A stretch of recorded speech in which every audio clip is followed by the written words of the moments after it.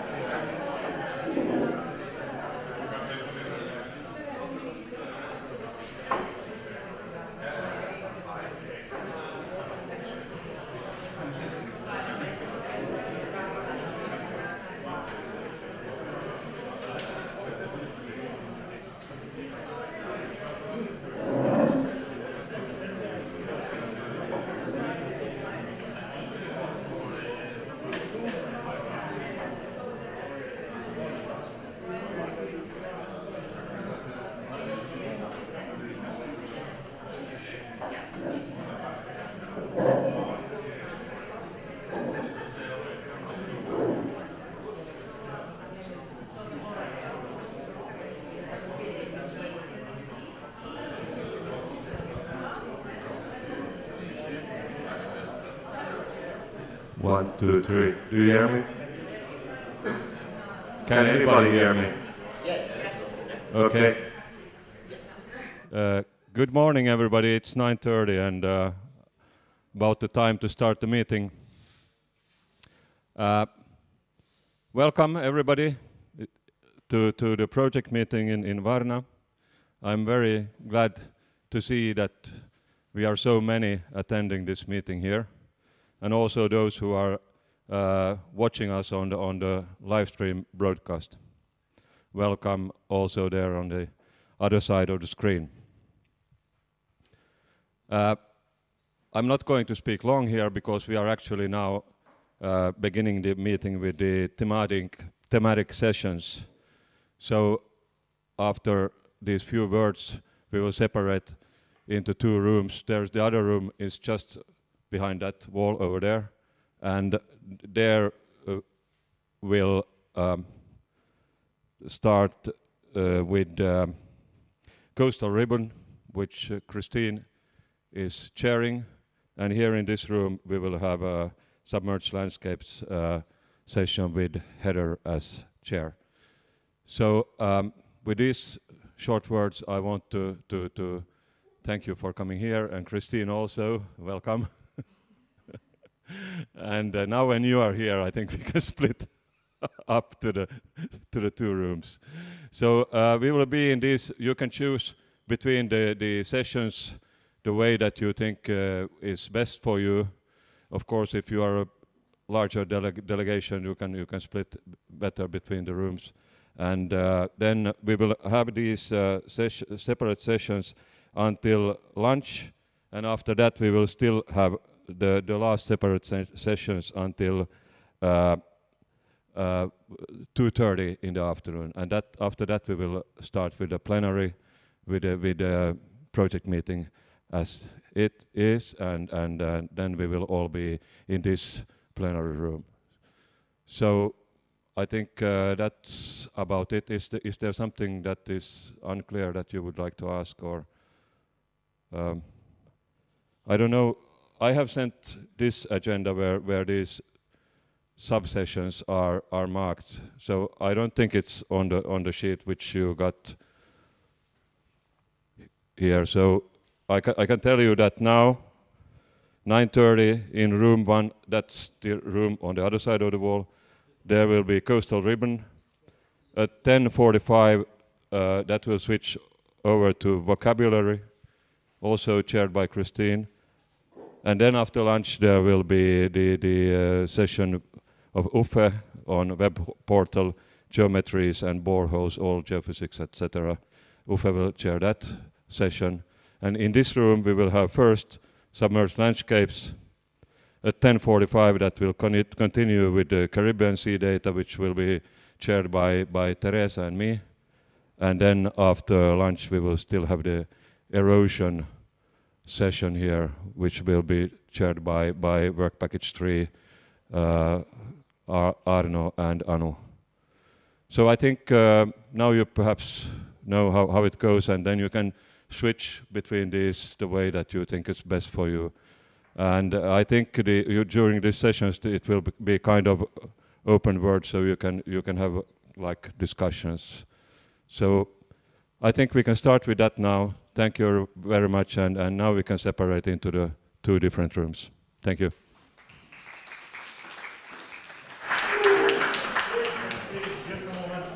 Okay, yes, Juba has something to say. Juba, take the mic.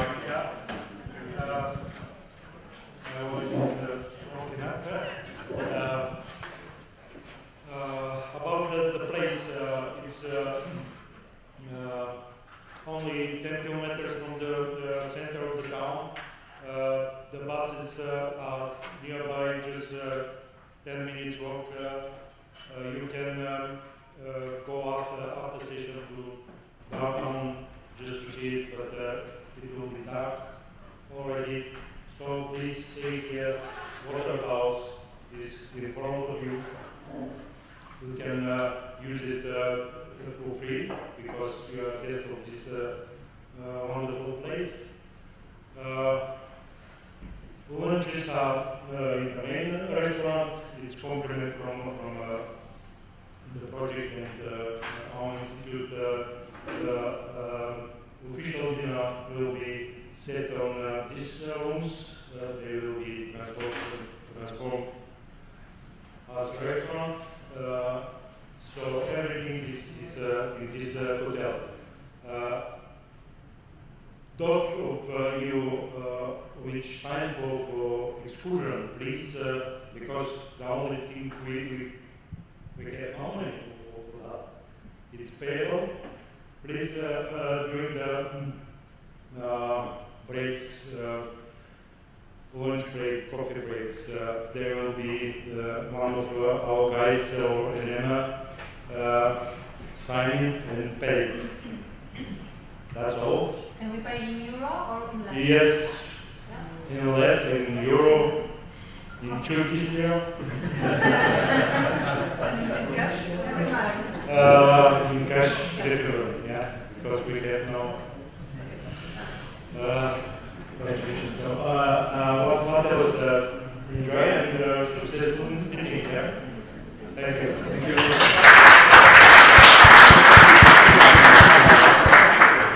Thank you very much, Hugo. We will definitely enjoy the meeting here. So, please, Christine shows the way to the other room. And for those who are watching the live broadcast, there are 2 different channels on YouTube, and you can choose which meeting you want to follow. So, in let's say 2 minutes, Heather can start with the session.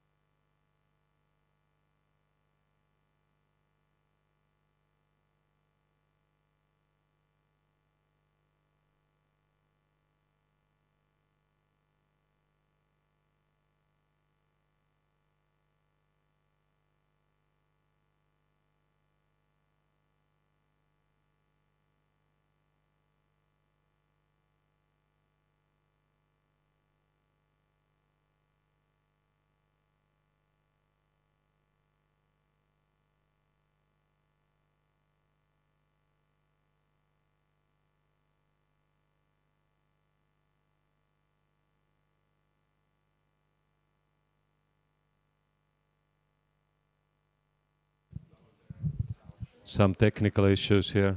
Don't worry. I don't understand anything. I'm just a coordinator.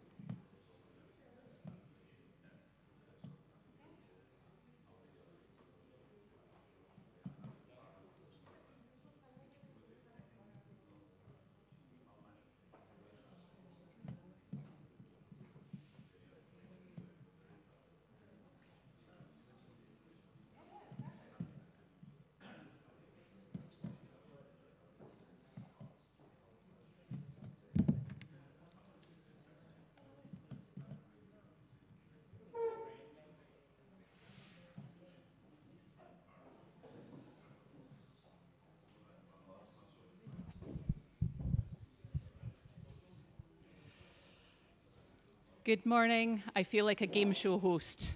Then I should be introducing the next act. But unfortunately for you all, I am the next act. Okay. In case you're in the wrong place, this is for work package 8, submerged landscapes. And specifically, we're going to be looking at some of the paleogeographic reconstruction work in progress. You will have to listen to me talking for a little bit. I'm going to spontaneously ask Alar to talk a little bit, just because he's supplied some data. But really, some of the paleogeographic reconstruction work, it has been a bit slow, if I'm honest, to get going, because it really is something that we need to be in a room to sort of talk about some of the data that we need to include, data gaps, what we're trying to achieve, and allocate tasks. It's much easier to say yes to somebody when you're sitting next to them and they're getting a task allocated to them to help progress the work package than on Zoom, where you go, oh no, hang on, no, the connection's dropping, I can't hear you, no, sorry, and you drop out of Zoom. Or is that just me that does that? No, could just be. Okay, so I will do a little bit of talking just initially, just to summarize where we are with some of the work that has been done. So of course we held a virtual workshop back in February. That was mixed success, but I mean at least it was good to get everyone together and define some of the case study areas, which I thought was my slide anyway. And also to look at the sort of timeline that we're trying to adhere to during the course of this phase of the project.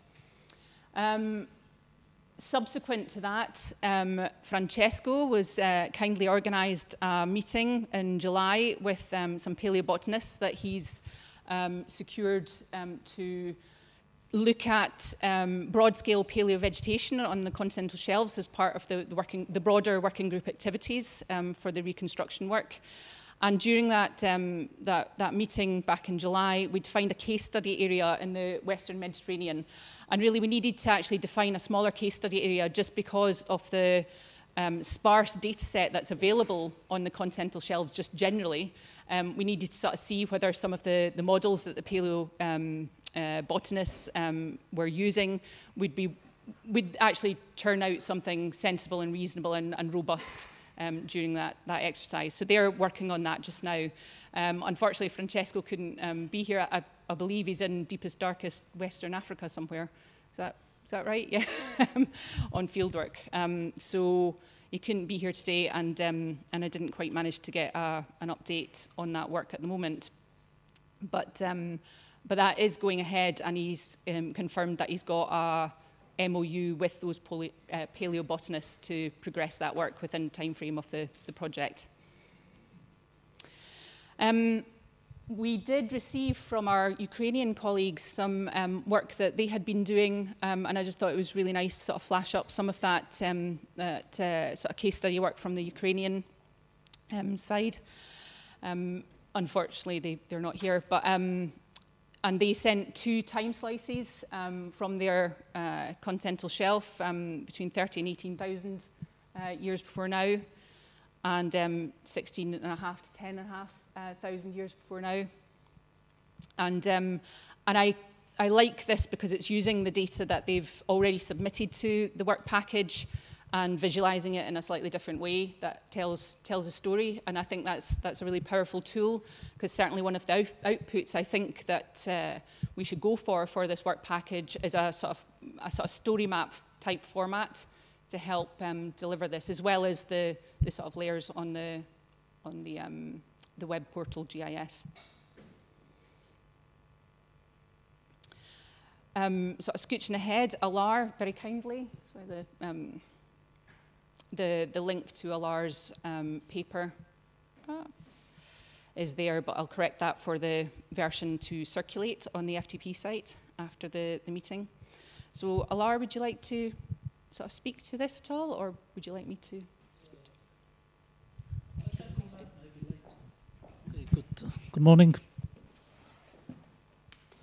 So yes, as we agreed at the beginning of this phase 5, that the one case study will be from the Baltic basin, and we have a very nice recent paper putting together the shoreline index points, and we have from the 9,000 pp time slice at about 144 shoreline index points in circum-Baltic area, and it includes the submerged the features, coastal features, but also in the north where we have a post-glacial land uplift, also the uplifted shoreline features at elevations of 150-60 meters above the present level. And we have also the GIS layer as a polygon file. It's a polar shoreline. You can see it on the map as well. There should be also the present day shoreline somewhere to compare. Yes, this is the gray line is the present day shoreline. And I think one important issue that we probably need to discuss today here and during the meeting is how to combine this background paleogeographic maps and this shoreline database with our own data.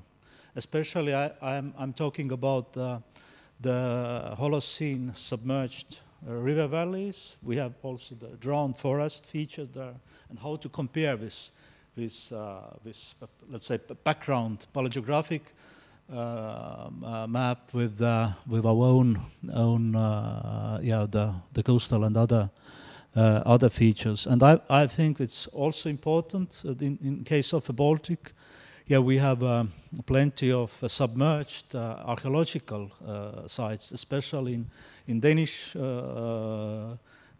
waters and the German waters. Some of them are also in Swedish waters collected in connection of a splash coast project, and you can see some of the sites are also here. And this data we can harvest from the already as a VMS layer from previous publication. But yes, I think would be good to go through on this and to discuss what type and what kind of a data to combine to produce a meaningful result or yeah, the paleo map. That's us. Perfect. Thank you very much, and apologies for putting you on the spot there. Further, we are involved in a project led by Vince Gaffney and his team at Europe's Lost Frontiers, and that's a project bringing together researchers from Belgium, UK and Ireland, and it builds on two previous projects looking at the paleogeography and paleo features of the southern North Sea. So that's just a snapshot of where the previous two projects, the North Sea, oh gosh, I forget the NSPP and the BSSS. I can't remember what the acronyms stand for. But that's just a little overview map of the paleo features that they mapped during the course of that project, and also some of the feature counts there. And they mapped sort of paleo coastlines and valleys, peat beds, the distribution of lake outlines, wetlands as well, and LGM channel systems, for example, as well. We've also had a PhD student looking at sort of post-glacial features. Does that work? Nope. On Dogger Bank, which is a shallow sort of water tadpole coming in from the north there in the southern North Sea. So that information can be incorporated as well from the, not only in this work, but into the broader Work Package 8 deliverables.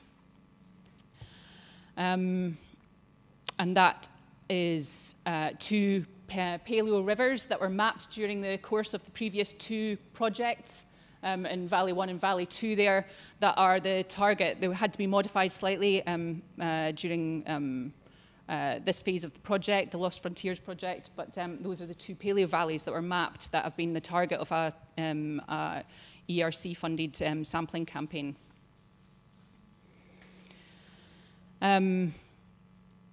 And this is one of the results from that project, looking at the coastlines around about Doggerland, which is the focus of that team's work, and the southern North Sea during the final, sort of since LGM, with sort of key elements of the transgression highlighted by the different colours there.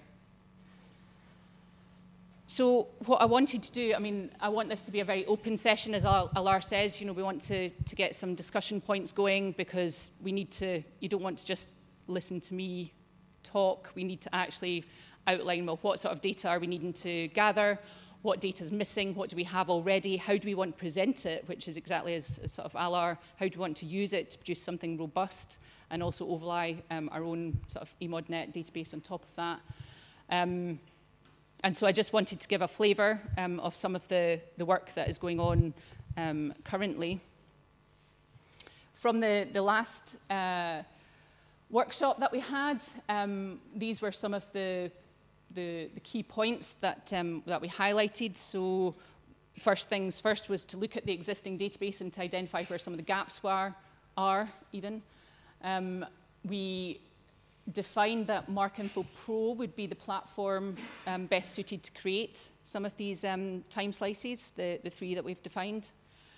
There's a big question mark over using the thickness of the Holocene in the existing database. We don't have too many contributions that actually show the thickness of the Holocene, so we might need to sort of look at that and flag that as a data gap, and whether it's achievable that we can actually find information to plug that data gap across the case study areas.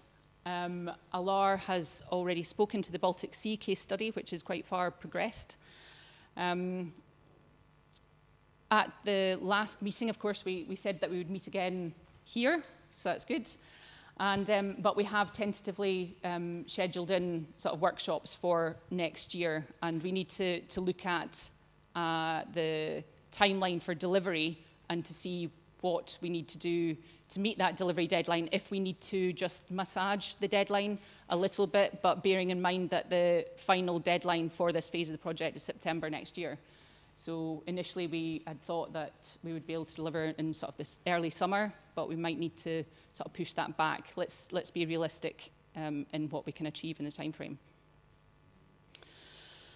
So as a reminder, we did sort of put together some case study areas and some names towards that, and that's something that hopefully we could maybe sort of split into some of those case study areas during the morning here.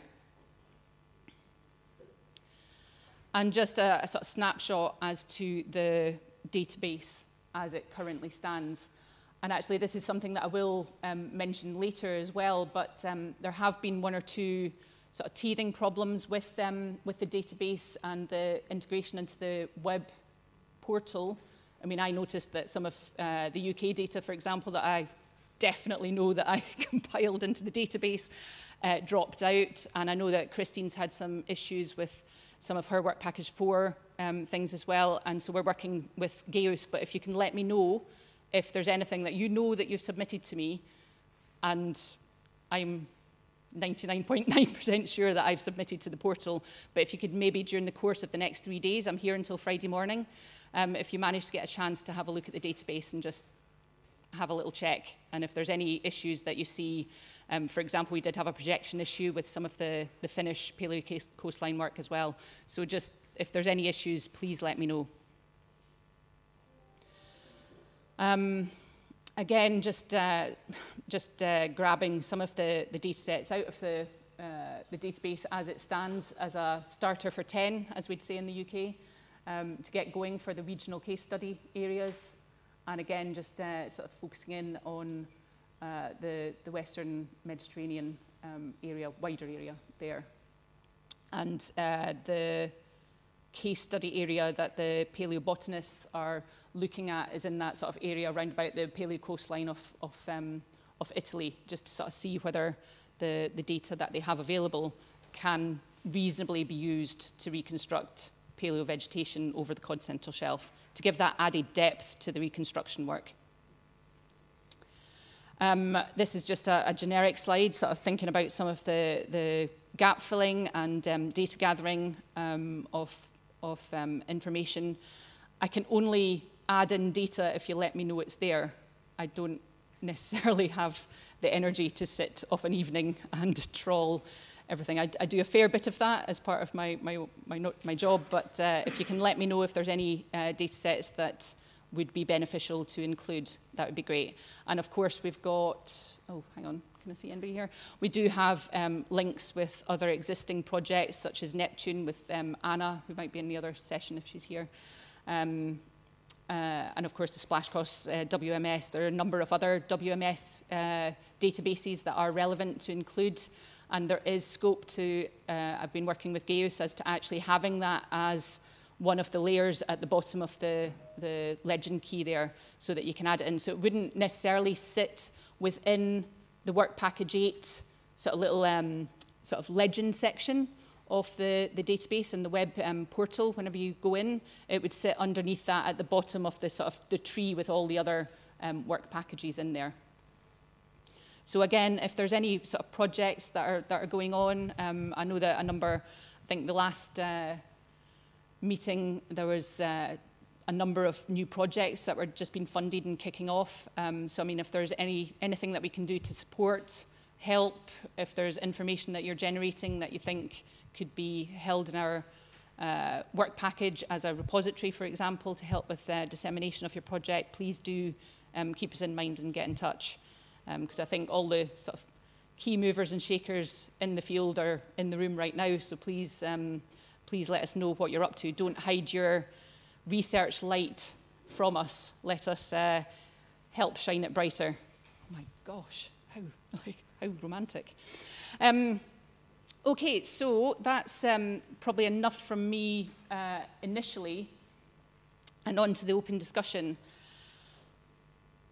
Has anybody got any comments or thoughts to add just now, following my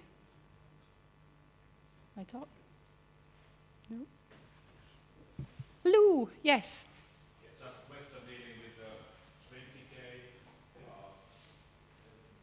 glacial extents. Is that LGM database, does that include already the ice sheet extents? I mean, have you decided already what kind of data you will be used for that glacial extension, icy edge of the ice sheets?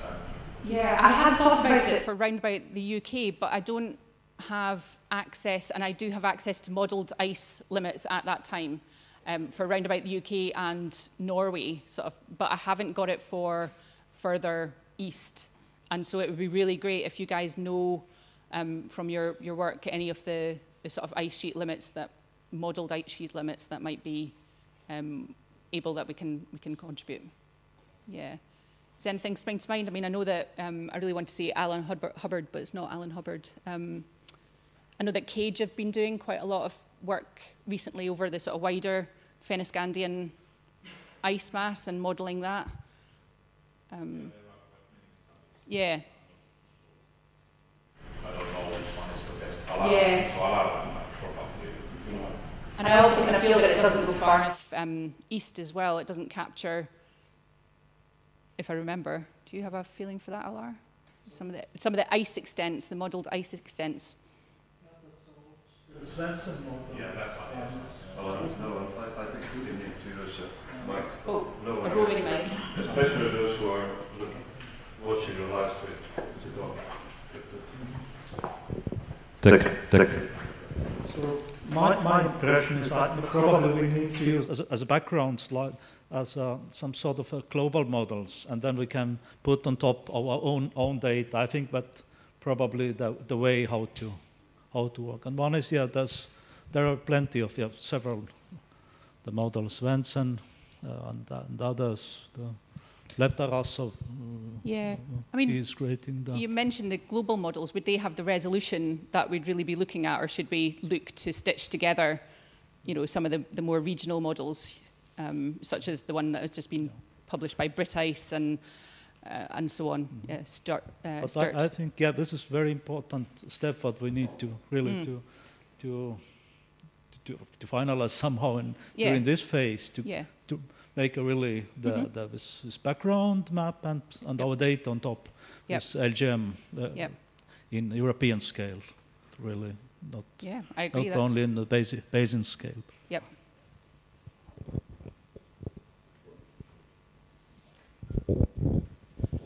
I'm not familiar with the Svensson model, so I'll have a look for that. Or if you have the reference to hand, then that would be good. And then if we've got any links, then for an introduction that we can look to incorporate those. We've managed to get the GIS files for the Sturt model, for example, which is really, really great. But of course, that's sort of moved on as well. And of course, the Peltier models are available publicly. And we used in the Baltic case study the ice sheet models of the Peltier, Ice 5G and 6G.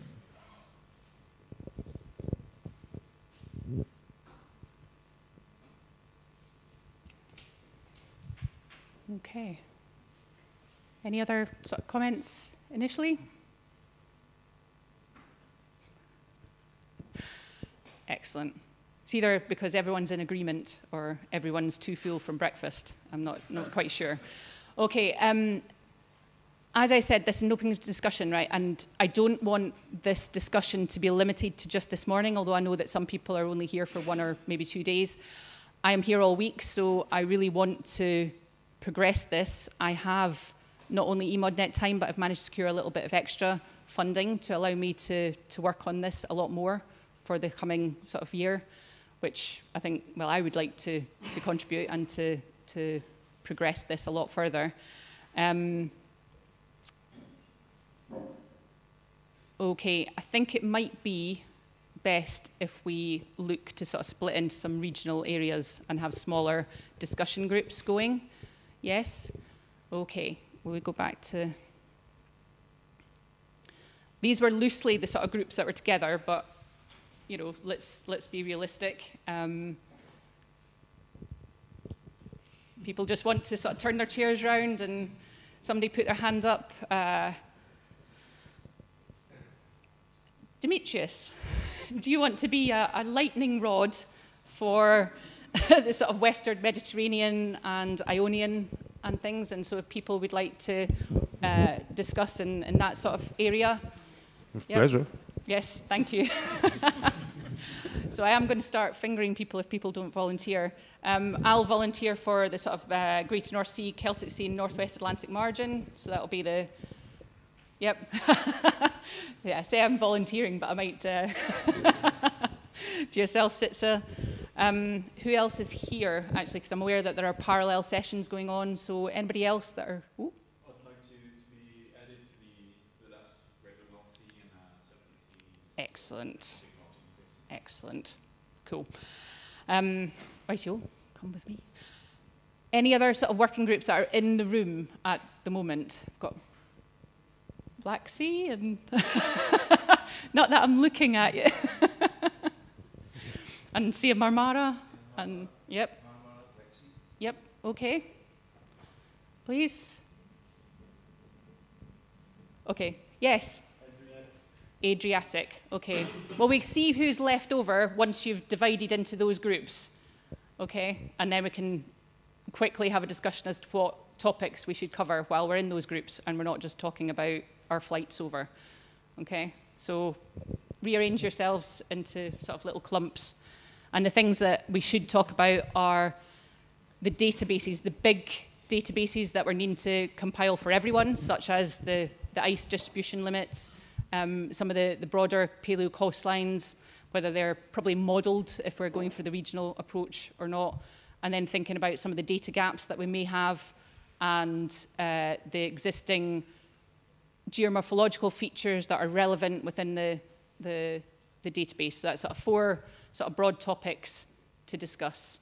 Does that sound reasonable for the leads? You've probably got a better handle on how to run it than I do. Silence. Okay, get into your groups, and then we'll progress from there.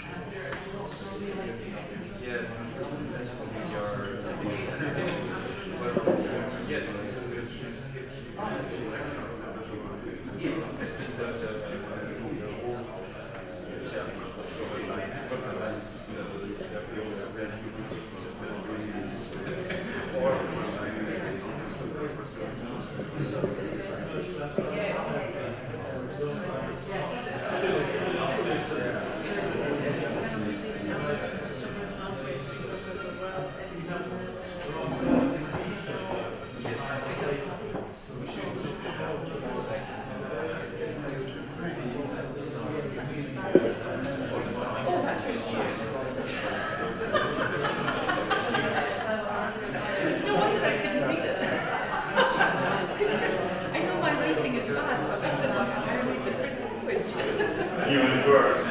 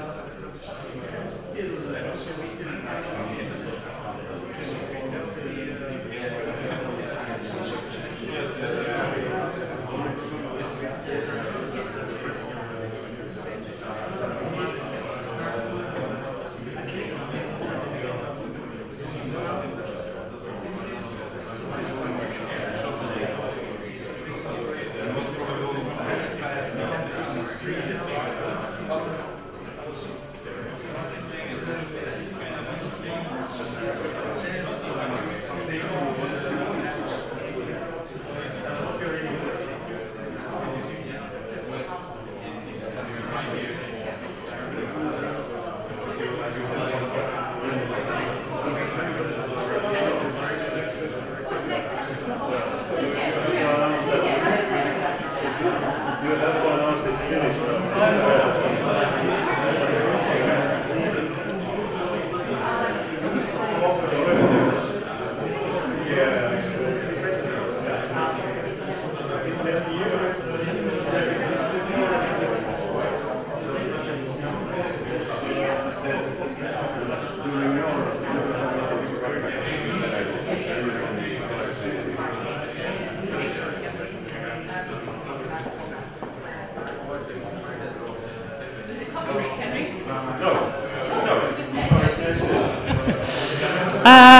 Excuse me. Hello.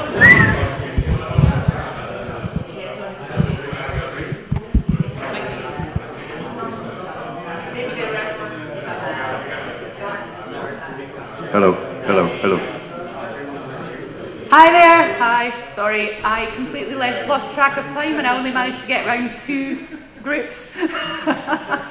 I'm here all week, you'll be pleased to know, but Henry has just rudely informed me that our session is over this morning and it's the next session.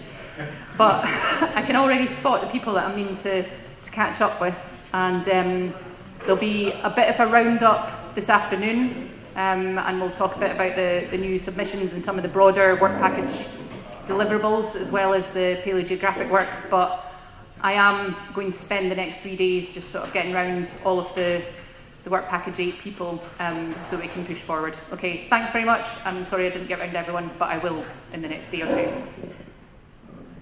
2. Okay, thank you, Heather. So, in a minute, we will start the next thematic session on Caribbean Sea. And in the other room, hopefully Christine has recognized that it's by the time to switch over to vocabulary. So if you are interested in vocabulary, please go over to Teresa. Please come up here as chair. So I don't have any presentation on the Caribbean issue, but do you, Teresa, have something to show on the computer? A map. Okay, that would be good. Actually, yes. Yes, you can put it there. So I think this will mainly be a discussion on what we have and what we can get from the Caribbean Sea area. Just a moment, it takes a little time to start here.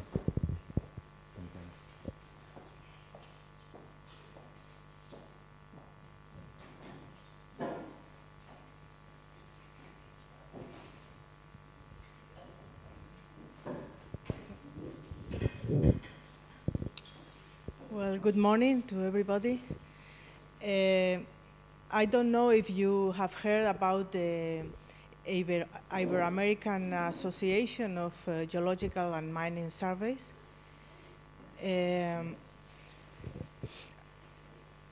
It's an association similar than EuroGeosurveys, and since 2 months ago, they create a new group, a marine geology group.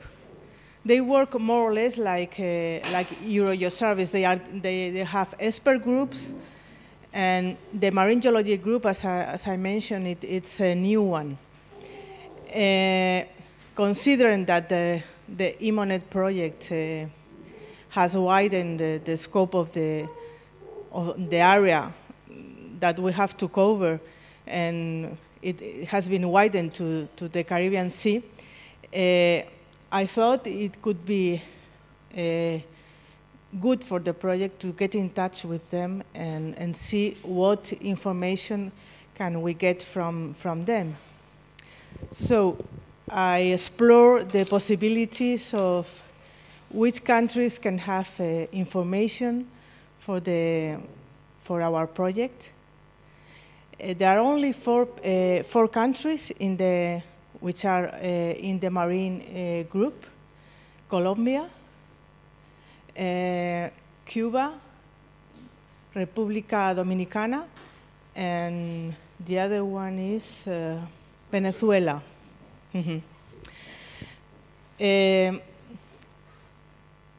The strongest countries in marine geology are in the group are not from the Caribbean. Perhaps Colombia is and the República Dominicana has a lot of information, but onshore, because they have been working for a long time with the Spanish Geological Survey, and they have a complete geological mapping of the country. But onshore, I have to say that there's not too much information.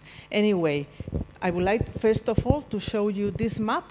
It's a metallogenic map of the Caribbean, but includes a lot of information perhaps can we use.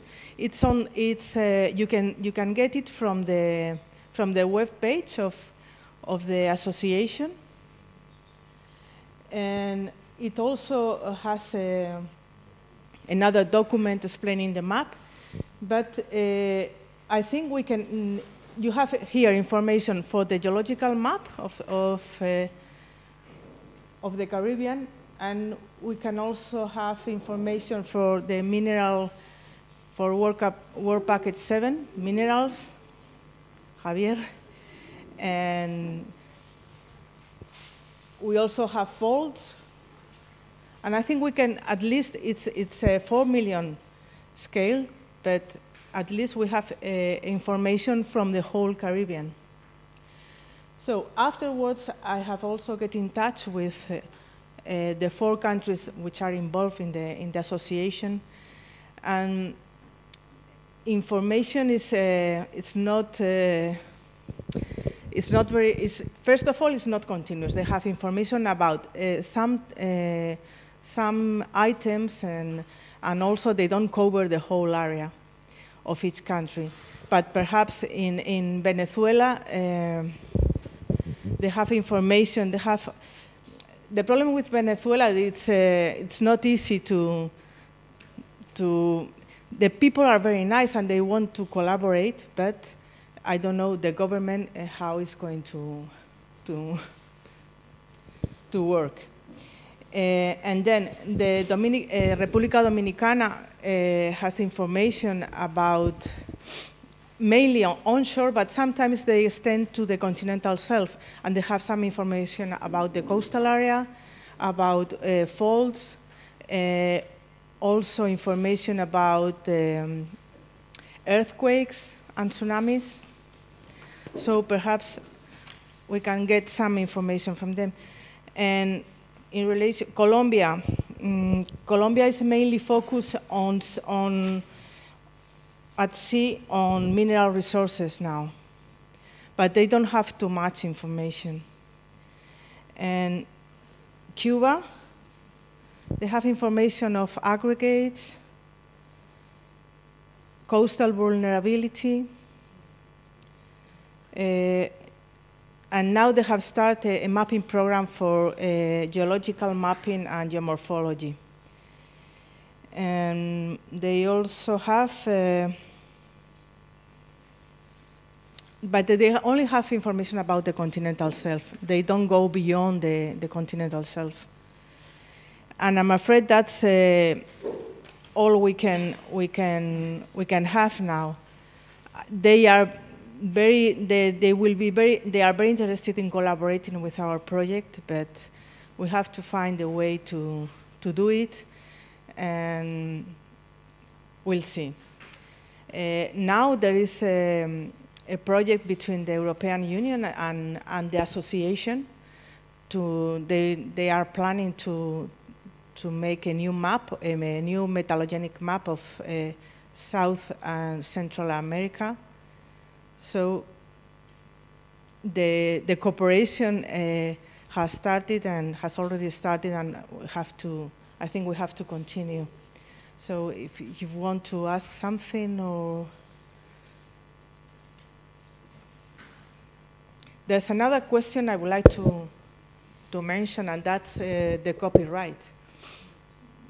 I don't know how to solve this this question, because they want to take care of their own data. And there is one thing, I think, for example, this map is on internet, but I think we have to get in touch with them and try to establish a cooperation, because it sounds strange to get the information and don't say anything. I think we have to get in touch with them. That's my opinion. I don't know what do you think?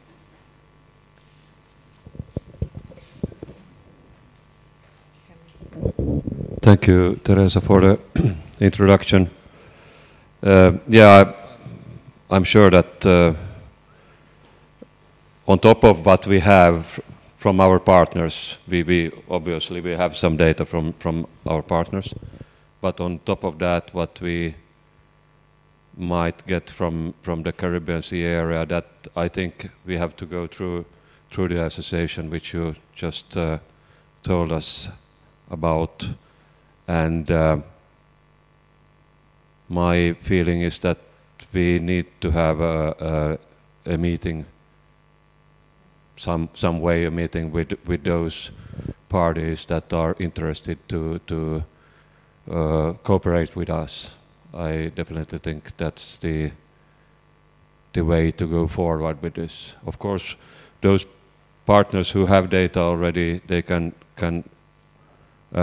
extract it and just put it into our project. But then, what we can get from third parties, then I guess we have to go that through the association. So, do you have some comments? I'll give you a mic because this is going through the broadcast. Otherwise, no one will hear you if you are talking for yourself there.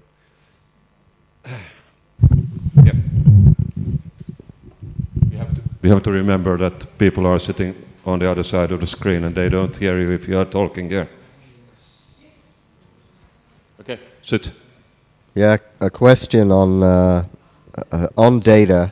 That if we want to get in touch with partners who have data, third parties who have data, we first need to have a rather useful inventory of who has it. And I think that Teresa has done a great job looking into what our Spanish American colleagues have, but there's probably more partners that might be able to provide us with information. So perhaps we can start with an inventory, especially for the geology. I know that for seabed sediment or seabed substrate, there is, as far as I can see, very little. But there is certainly the World Atlas that was produced by Schoom. But for geology, I'm not very sure what is there. I looked for the Netherlands, and unfortunately, all the mapping that we have is for the islands, and none of it is for the offshore waters.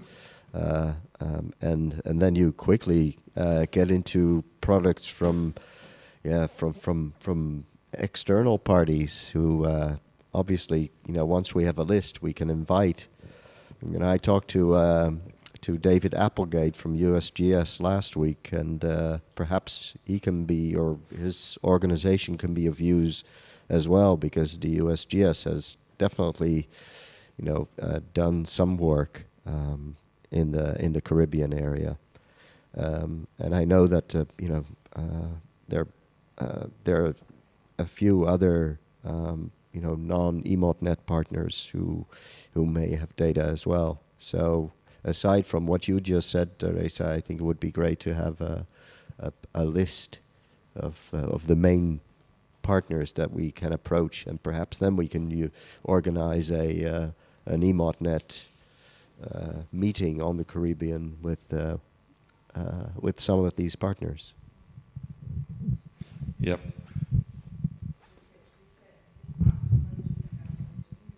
Wait a minute, Rosa. I have to give you the mic.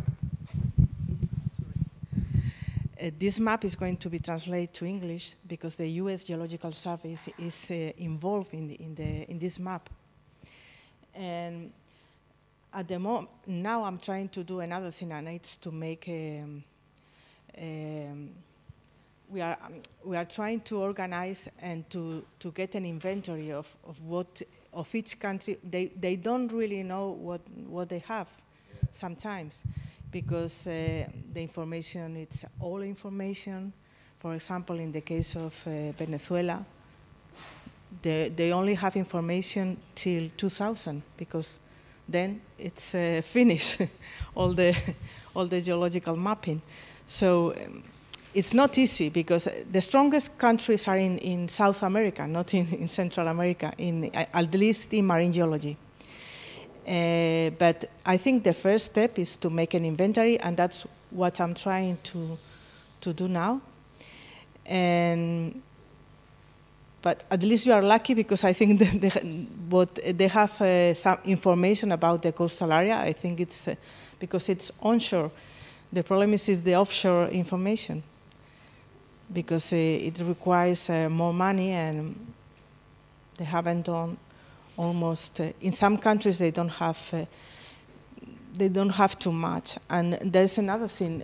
I can only get in touch with 4 countries of the Caribbean.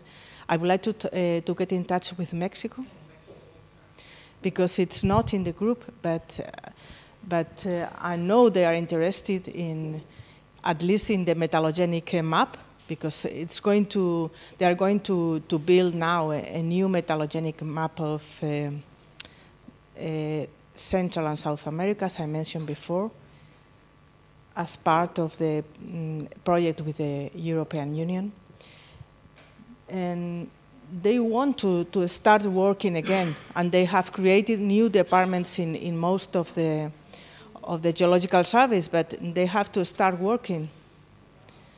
So that's what can I say.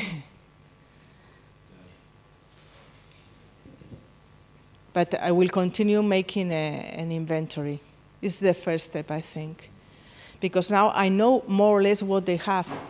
But I would like to know the areas they cover, and if the information is in paper, if it's digital, I would like to know more about it. Yeah, I'm sure we are in a phase of kind of doing inventory on data and what might be available. Xavier, here, something to say. So, yeah, we've done a search for the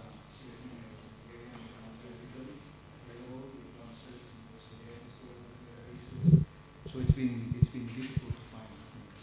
So inventory, I'm completely in favor of doing an inventory of what is available in order to do a plan. But my question is more, where do you think this is going to go in terms of future mapping of the Caribbean and beyond the Caribbean, based on how the Caribbean was included in this phase of EMODNET? So do you think that growing from the Commission point of view? To be honest, I believe it is, because I know at least Brazil is very interested in cooperation with the European Commission. Then that sort of puts even more interest into get a strategic sort of relationship with all that area in order to expand maybe a bit more and to include these kind of important key data sets for the Commission that they want to have in a catalog terms. So it's something that exploring into sort of looking at not only the immediate future, which is this phase of EMODNET, which is 1 year ahead only, but maybe looking at that, not either at the very long term, but looking at in a sort of a mindset of 1 to 3 years term on how to finish the Caribbean Sea, not only with the things that we have from our partners now that can submit, which is good.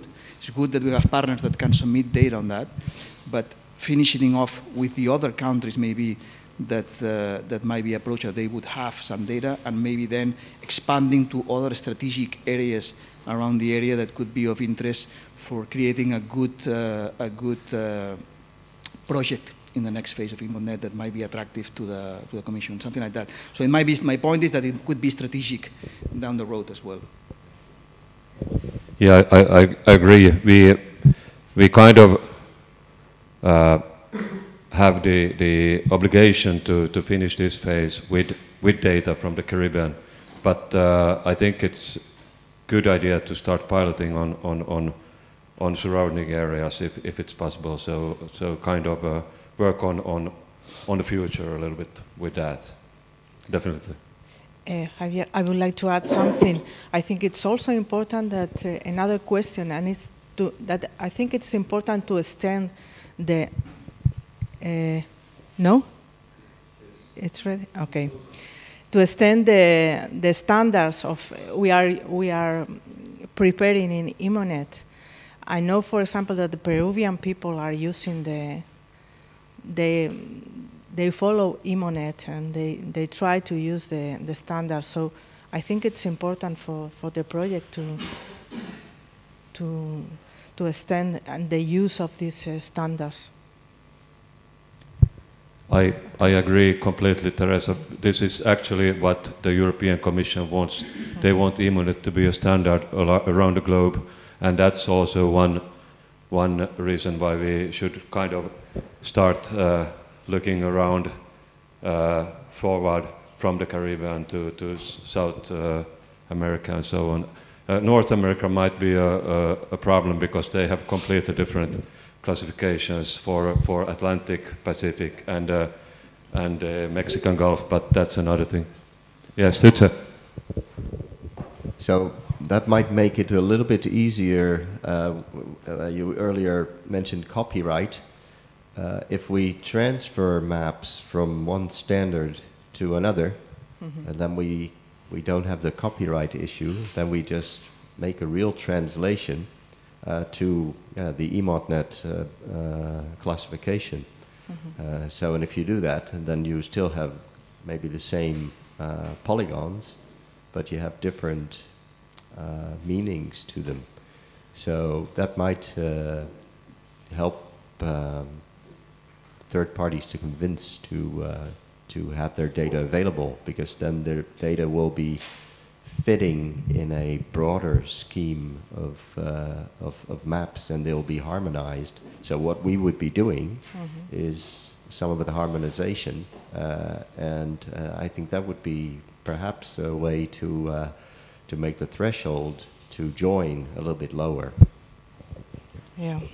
So you are completely right here, because this is actually, I think this has been a question in many organizations that are partners in EMODNET-Geology. We still have the copyrights to the original maps that we have produced, but when they have been switched over, translated to EMODNET standard, then that's another map, and it's not the original map. So we are kind of jumping over the problem with that process. Okay, Arno, did you have a comment or? Oh, sorry. I agree. Oh, you agree? Good. Any other comments or questions or?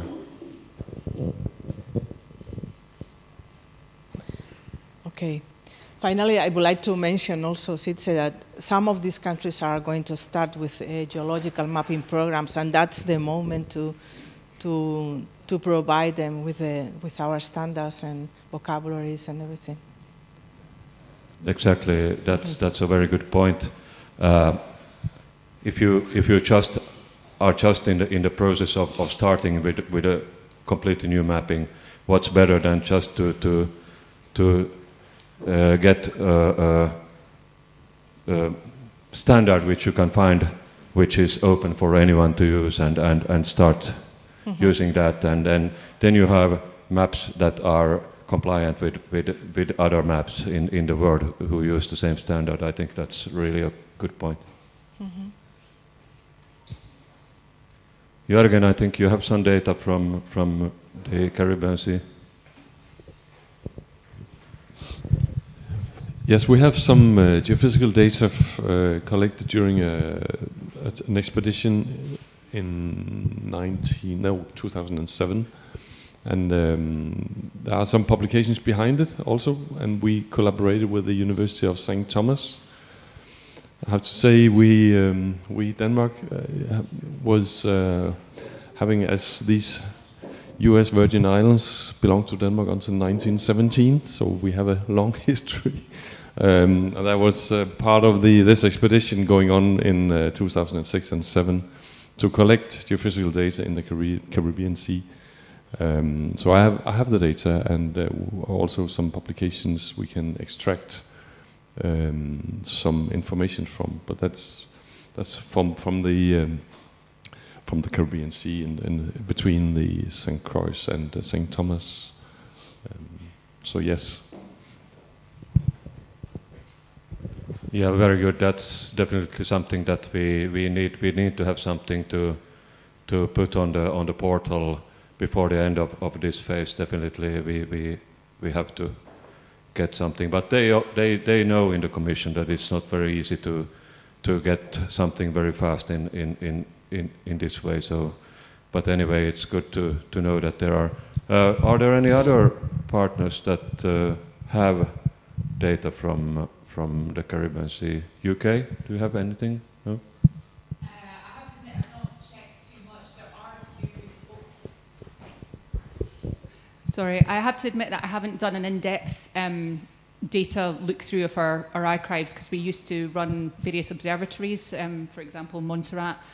But through literature trawls, I have found some sea level index databases for round about the Caribbean, but I'm still trying to find, these are sort of in a paper on a map, so I've contacted the authors in an attempt to engage, so I'm still waiting on feedback from that. But yeah, UK, we've got a lot of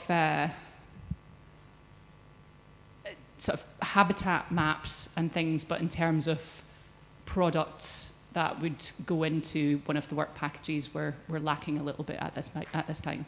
Sorry. Okay, but yeah, we can't do anything about it. Yes, Fabian. Yes, it's about the same for us. We have not a lot of stuff on the offshore part from the French islands, but we can gather information from papers or the author of the papers from IPGP. Nathalie Feuillet worked on that area and drew a structural map, so we have to find if she did that properly on a GIS software, which is good to gather that data rather than have to redraw everything. But and then there was also a PhD thesis around Guadeloupe that could be put in the basket. So. Sorry, I don't know about maps around the substrate work package 3, basically. Okay, that sounds good. Yeah, Dimitris. Well, in the habitat plot, we have undertaken the work to draw the boundaries between the infralittoral to bathyal and bathyal to abyssal areas. I don't know if this can be of any useful for the geology lot, but I mean, probably as geomorphology. But this is more based on biological information. But I mean, yeah, but it's good to know. Yeah. Okay, thank you for that information. And Xavier?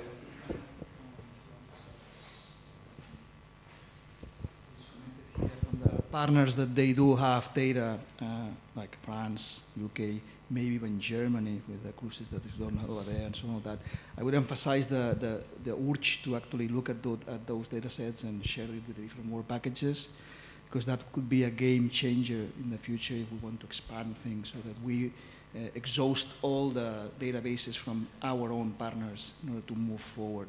So it's extremely important effort to actually look at your databases, because sometimes they are not published in this kind of world atlas maps.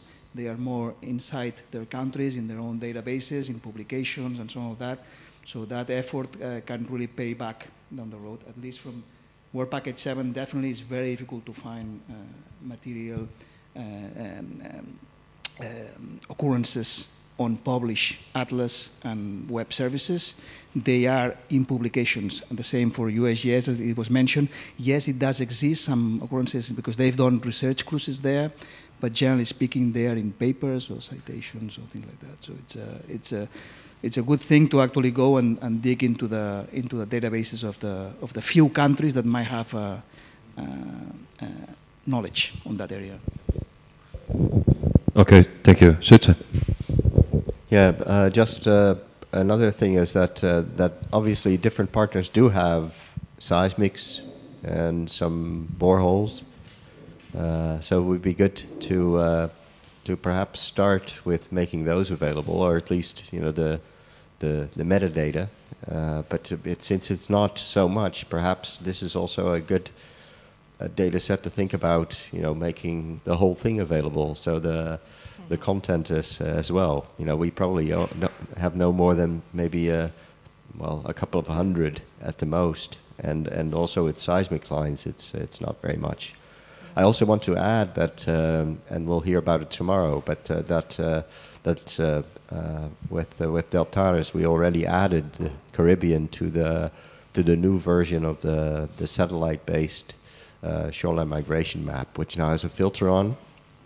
But it also has, all the Spanish territory, the southern Mediterranean, and the Caribbean added to it. So I think it's a good, component of this Caribbean part. Well, that's very good to know. Thank you for that. Arno had something to say. Just a moment. I'll give you the mic. Okay, thanks, Henry. So regarding not the map data, but stratigraphical data, so good to remember that there are several IODP and ODP sites in the Caribbean Sea, which is very good available background information for us. So good to check those. So thank you. I was just going to say the same thing. That's a good point, Arno. And yes,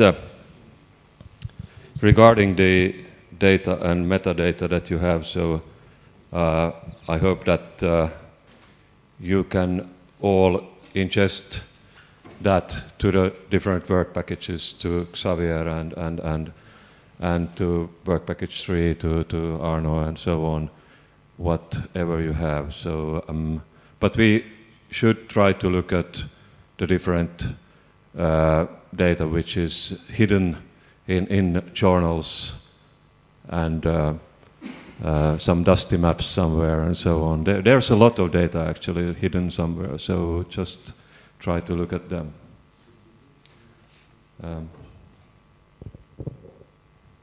Any more comments? Do you want to say something, Teresa? No. The news from SITSE, it's very nice because we have now the Caribbean is covered with satellite data. So yeah, that's true. That's true. It's really great to have the satellite-derived coastal behavior data from SITSE. That's definitely good. And then there was one point I want to say.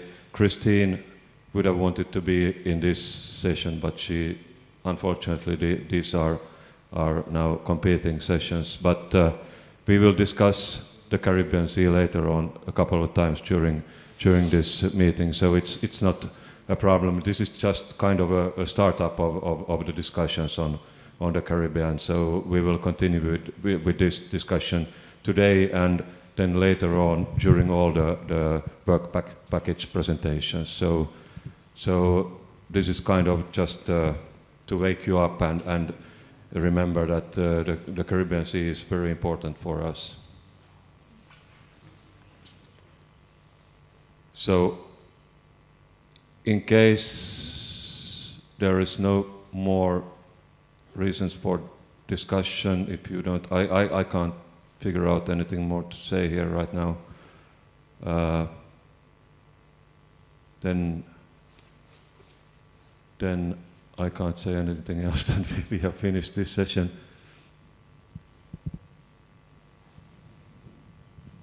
Do you have? Oh, okay.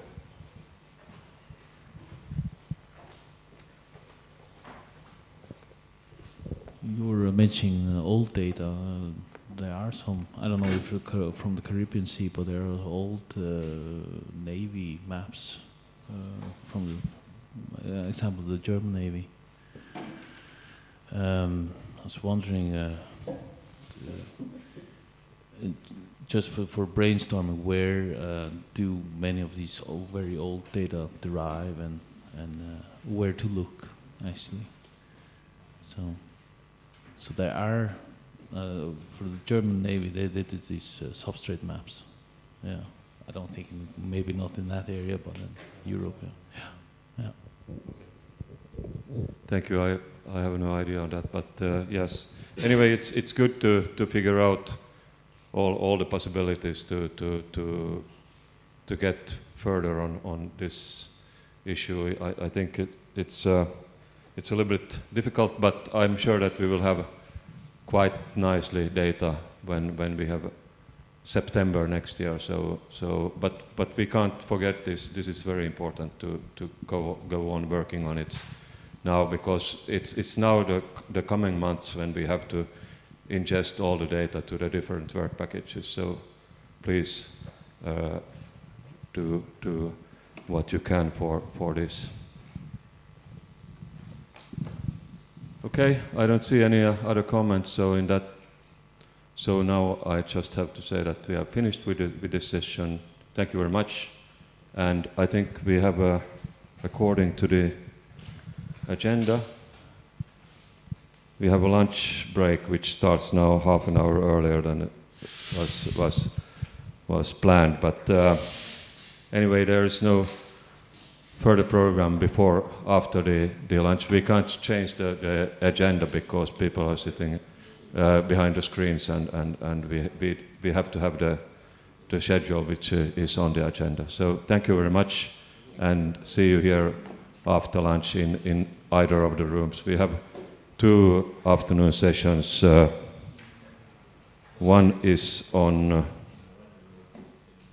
let me see now, web portal, geometries and boreholes, all geophysics. That's Uffe Larsen. He will be in the other session room, and then there will be the session on erosion. That's work package 3, and that will be here in this room. So, and that starts at 1 o'clock. So you can choose which one session you will join. So thank you for this morning, and let's meet after lunch in either of these rooms. Thank you. Thank you.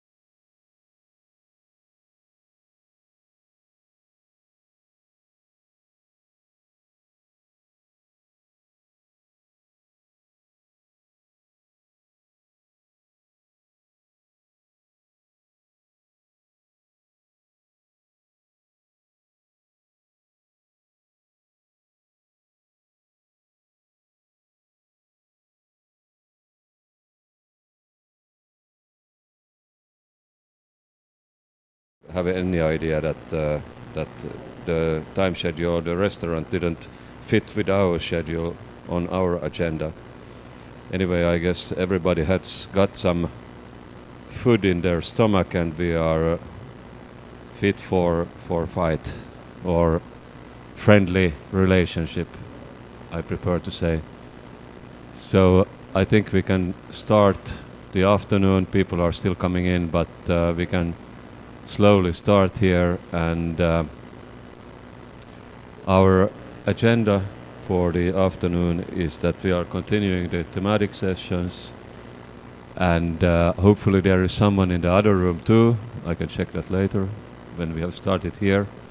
So this session will be on one of the hot topics of this phase, which is completely new. It's the topic on erosion, and work package 3 is responsible for that, and Anu Kaskela is here ready to explain a little bit about the erosion things and how easy it is to report, or what is it. Okay, thank you, Anu, the floor is yours.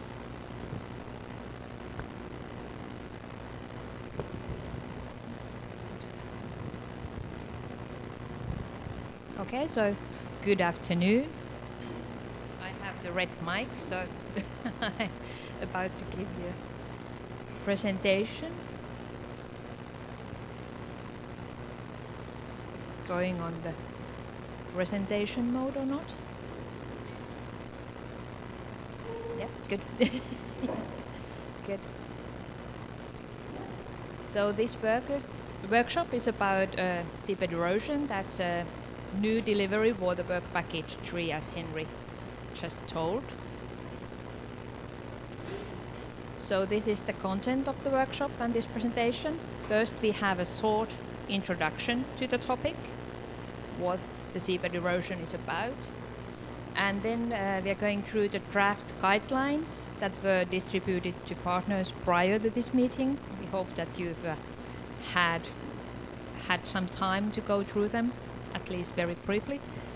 And after this presentation, we are going to have a discussion on the guidelines, if it's something that you're able to do, if there is something that we should modify, or if there are any other comments on those. And then we have next steps and conclusions. So the aim of this workshop here is that we would have an idea for the final guidelines that we will distribute by the end of the year. So if there is need to do any changes for the guidelines, we hope to hear them. Yeah. And this is what we've promised to do in the tender. We have a new deliverable, erosion rate of the seabed. So it's actually written that we should have information on the erosion rate. And work package 3 has promised to provide guidance on how to derive and assess direct and indirect erosion rate data available for the survey area, and how to produce a harmonized data set if possible. And we've told that we will collate and compare erosion rate data from the pilot areas. Luckily, we've written something about the risks as well, because we understood that this is something that we haven't done before, and there are some risks included, because we don't know what's available and what it's going to be like. And the expected outcome is erosion rate data for the pilot area. That's what is written in the tender. I'm not sure if we are able to fulfill all that, but we are able to kick off the work. And this is what we've done so far, and also the next steps. We had an inventory of the seabed erosion data, what's available last year and the beginning of this year. And then we made a summary of that was distributed to partners early this year. And we've had also 2 seabed erosion workshops. One was in Utrecht this May, and the other one was online in June. And on the basis of the summary and these workshops, we prepared the guidelines that were distributed this November. And at the moment, the idea is that we would produce an index map that would show all the available seabed erosion studies and related metadata. And the metadata here means attribute table. So we are not doing any new surveys. We are just collecting data that has been published or that is available. This means reports or articles or all sorts of this kind of thing. And we are aware that not all of these studies include rate information, but we have a column in the attribute table for rate. So if you have seabed erosion rate information, please include it in the data. And this is the phase where we are at the moment. And after this workshop, we will finalize the guidelines, and also GTK will provide you a geodatabase for the index, seabed erosion index, by the end of the year, hopefully. And we are expecting that partners would distribute your seabed erosion index data to GTK by the end of the May next year. And after that, we would compile the data set into a final seabed erosion index data file, and would include that into our data portal and produce a final report. And perhaps we are able to do also a review in the paper in the future, but that's not our focus at this point yet. And just to remind you, here are some results of the summary of the seabed erosion query that we had about a year ago. So it was distributed October last year, and we got about 16 replies. And we were able to define 4 different kind of seabed erosion types. One was for recent seabed erosion rates, mainly included different kind of multi-beam monitoring studies that partners had done multi-beam survey 1 year, and they were going to the same area next year or some years later and had a look how the area had changed. We also identified that there are seabed erosion features, features that are produced by erosion, and there is also coastline erosion and effect on seabed erosion on habitats and infrastructure. It doesn't say it here, but there are also these qualitative seabed erosion features. Well, they were included in the second class seabed erosion features. This means areas that are very erosive, where erosion is constant. And here is the idea for this phase. So we are going to produce an index map. That's something that I already told you. And the rate information is to be included in the attribute table, and we will provide a geodatabase. And the guidelines that were distributed before this meeting, they included the attributes, and there are altogether 23 attributes, which is quite a lot, I think. Yeah. So that's something to discuss after this presentation. So we would like to hear if something is missing, is something unclear, should something be modified, are they all necessary? We've marked quite a few of them as mandatory, but already now I've heard that perhaps some of them should be optional, which is a good point. And also we've made some classifications for seabed erosion, so are they okay or should they be modified? And now we have a look on the attribute table, the draft version of it, and what kind of attributes it includes. So first we have this kind of very general attributes, like, well, FID and shape, they are internally generated by ArcGIS. And then we have this code, that's what we've had in all VB3 products. So you have the country code and then some numeric 3 digits that identify each data. And then we have country, that's for the country of the data provider. And then we have data provider, that's the organization who is providing the data for us. And then we also have contact info. And for the contact info, we hope to have a very general organizational, email address, if that's possible. So not the name of the certain people, just the organizational address. And then we've also included sea area. That's based on Marine Strategy Framework Directive, and then we have name and description, very brief description of the data. And if you have more local information, more detailed information on the location, that could be included here. And then we also have a purpose, column for the purpose of the study. So was it produced for research, or for environmental monitoring, or mapping program, or industry, or for something else?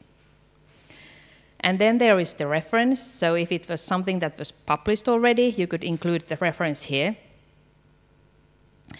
And then we have a column for seabed erosion type. So, and this is to identify, is the seabed erosion qualitative or quantitative, or if it's something else. And then we have a column for data availability. Is it public? Is it available by request, restricted, or totally unavailable? And also a column for the data format. So if it's originally raster or point or polygon. And then we would like to include some information on how the data was produced. Is it based on multi-beam monitoring or something else? And then we have a time frame. A time frame for the seabed erosion study. I just now noticed that there is one mistake, but this is something actually that we should discuss in here. Yeah, but we made this a domain because we considered that this could be nice to include in a legend of the index, so we could show the time frame of the study. So we have a time frame less than 1 year, and second class is 1 to 6 years, and here we should have 6 to 12 years and more than 12 years. And then we have option for time frame not included, qualitative data. Yes, and then we have a column for erosion continuity. So is the seabed erosion continuous or periodic, so it occurs in certain intervals? Seasonal, that's kind of underclass of periodic, but we've included that as well. Or sporadic, occurring irregularly? Or is it qualitative info? Anthropogenic erosion, we've discussed that in some workshops, and first we considered that we were thinking of not including anthropogenic erosion in here, but now we've included that in option as well.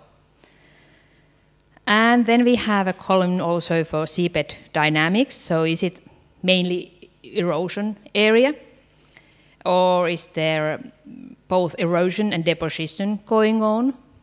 Or if you don't have any information on that, that's an option as well. And then we have aerial extent, substrate, the water depth ranges, and rate unit. So if you have a rate unit, there is a column for that. And also the actual rate, what is the rate? And comments. So quite a few of columns, and these were defined on the basis of the workshops and on the query. So that was my presentation of the situation so far. And now I would like to hear your opinion or your ideas. What's good, what's bad, what should we modify or make differently?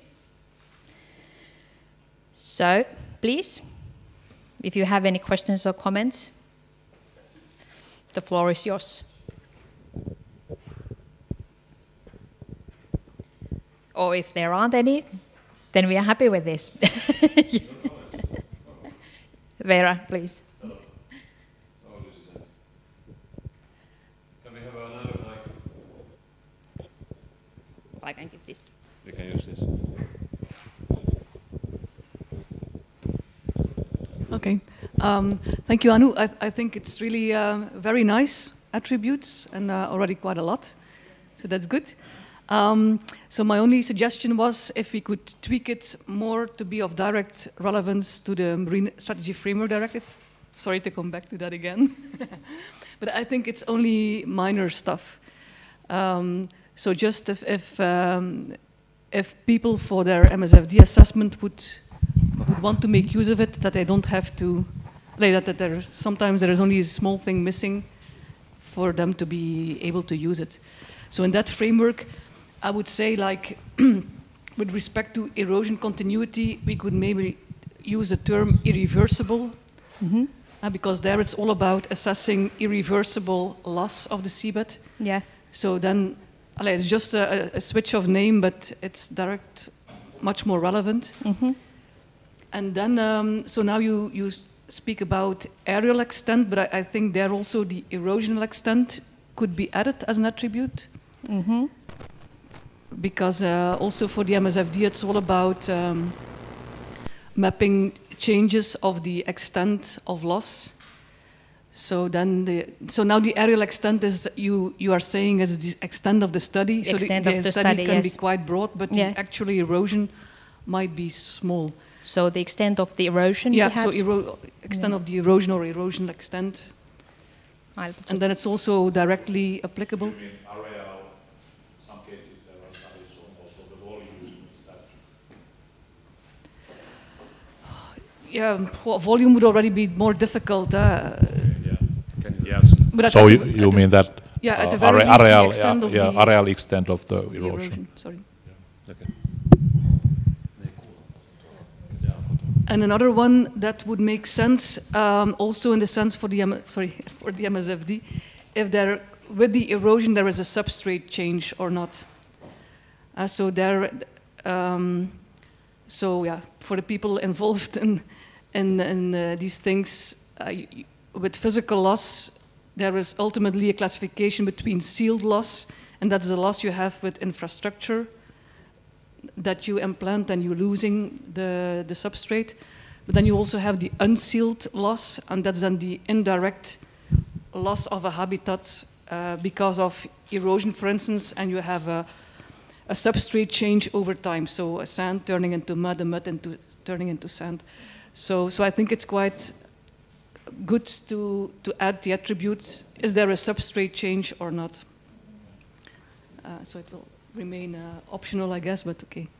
But I think with these additions, if people want it, they can already directly use this layer then for, or people that are reporting on MSFD assessments could in fact also be invited to have an input to this, maybe.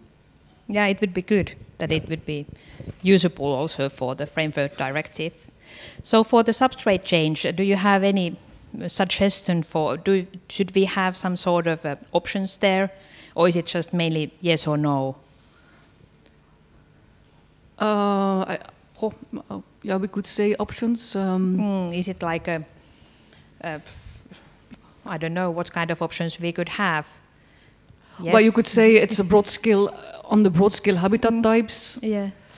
You could say on the level of the broad scale habitat types, first or second, other, and then they could comment. Yeah.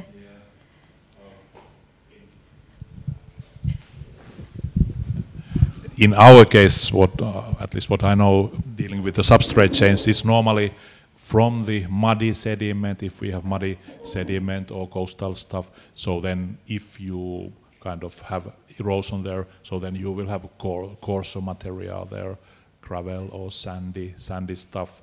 So that would be quite easy to put that in the attribute table. Is that substrate getting coarser? Yeah. But of course, in case you have, yeah, at least that. But about broad scale habitats, you mean that? Yeah, indeed. And it's really sand to mud, mud to sand, gravel to sand. Yeah. So I think if it's only coarsening or fining, I think this is too loose.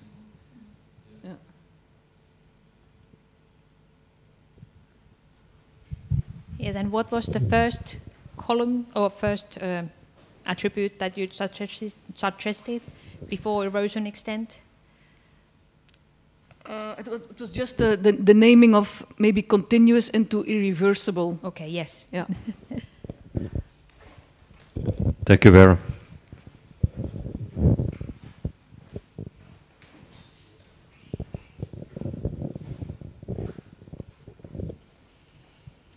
Okay, Vera, just a minute. You get the mic. Thank you. Werner from Geos, Denmark. Maybe just an add-on now that Vera mentioned the MSFD links. There's also a nice habitat directive links in the sediment dynamics where there is alternating erosion and deposition with negligible net changing. It's very nice to have that in there because it could overlap with some of the sandbanks being mapped as under the habitat directive. Not all of them are active, but those that are might fit in there. So it would be nice comparing afterwards the polygons of sandbanks. Okay.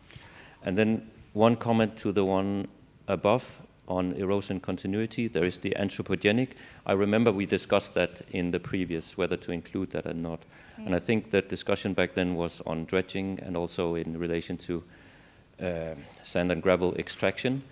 And one could imagine that some of these polygons also exists in other, maybe even in other EMODNET lots under the human activity. So there might be some nice links to the other lots. That's true as well. That was a good point, Werner. But did I get you correctly that there was no need to change anything? It was just commenting on the attributes. Yeah. Okay. Thanks.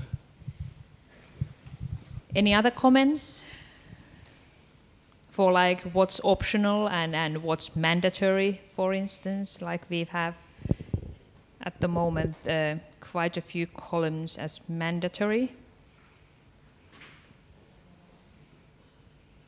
Well, probably all these should be included by all.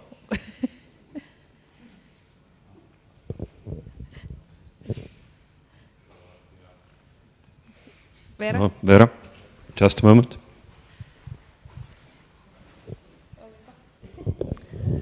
No, I was just thinking in seabed dynamics, could people also give a comment? I was just thinking about migration. You could now see this under alternating erosion and deposition. But maybe you want to be able to say that it's, like for instance, with sand waves, you are in a migrating sand wave field or something. That maybe there is a fort that you can give a comment.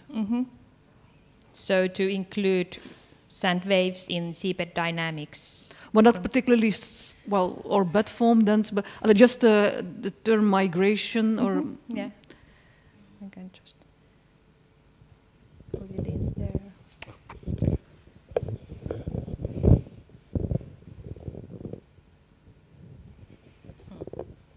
Or just that people can type this under comment. Yeah, well, I can put it there. Okay.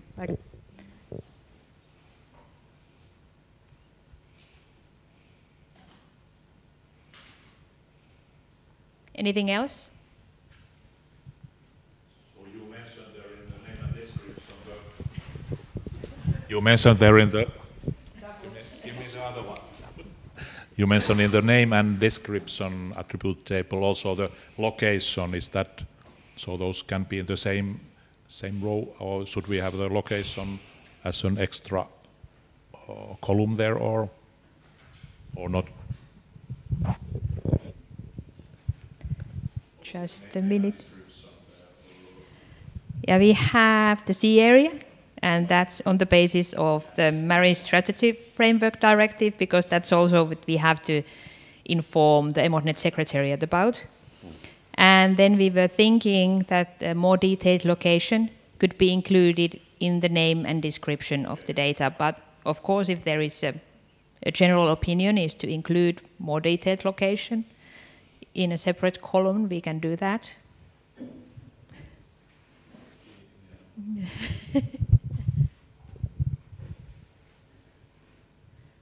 I can't see any comments on that.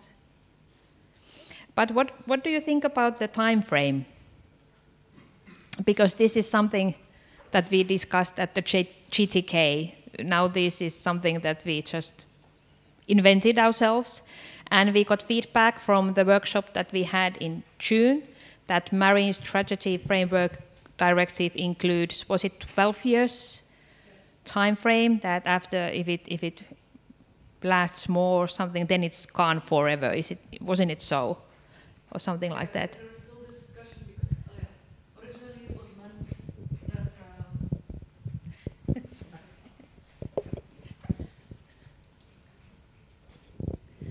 that in the original guidelines, there was the time frame of 12 years. Then during the discussion, people want to get rid of the 12 years, saying that it should be seen as if there is a human interference needed or not to get it back. But then a lot of persons said, okay, from a policy level, you still want to have something to hold on. And so the 12 years came back in.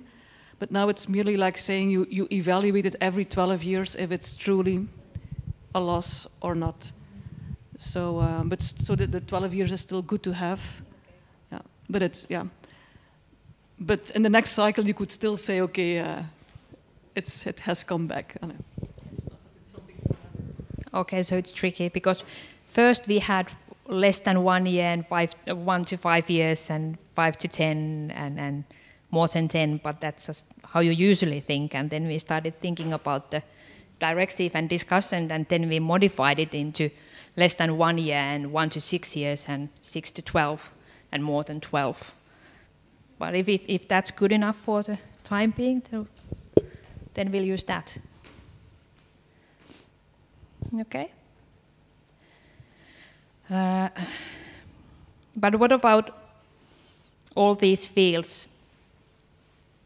Is there something that could be optional and not mandatory on your perspective?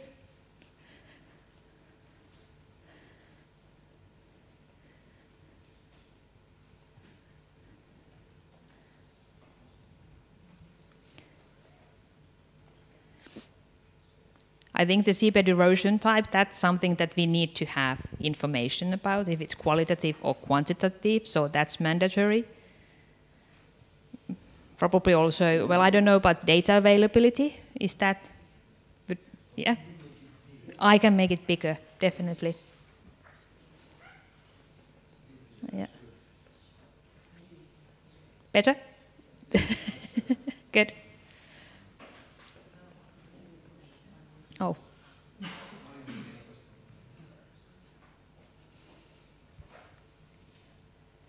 So these are the first columns, background info, and this includes also the time frame.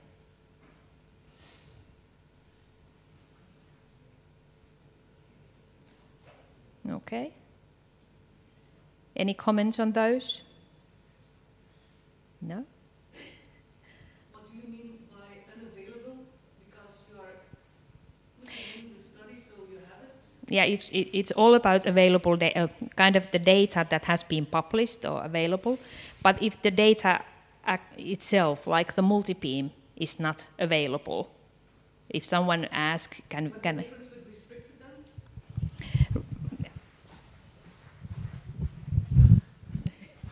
then? So what's the difference between restricted and unavailable?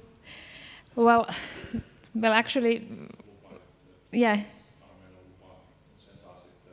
Yeah.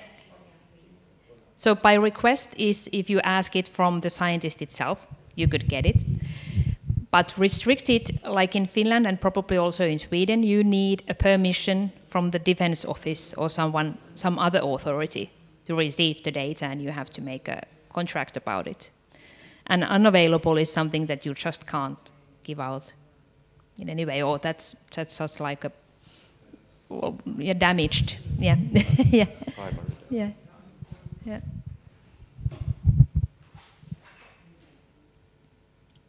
Yeah, perhaps we have to explain these in the guidelines, so what do they mean?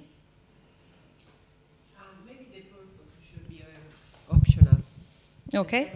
Yeah. I mean, maybe the purpose should be optional because, you know,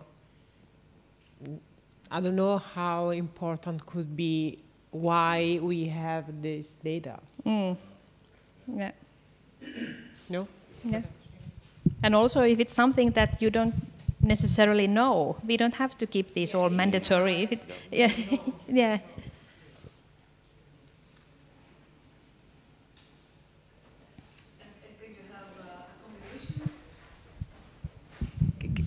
Would you be able to say 1, 2, and 3? We haven't considered that, no. Because in our cases it would be mostly for multiple purposes, yeah. Yeah, that's true. Good point. Usually they are multiple purposes. Good. You are starting discussing now. Yeah.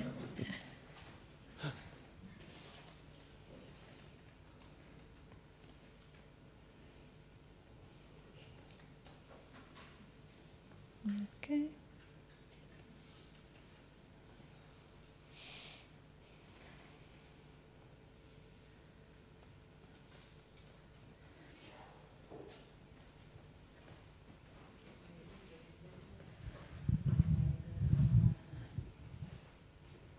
And then I have there 6 years.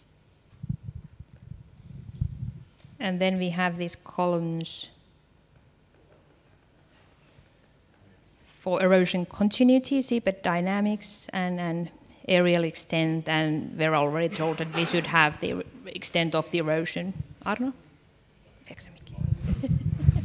Maybe we should also add this erosion continuity also not known, because many cases we do not know, is it really, we see some features, but we don't know are those continuous or erosion, is that continuous? So maybe we should have that there also.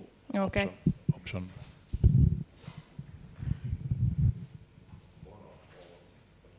Unknown, yeah.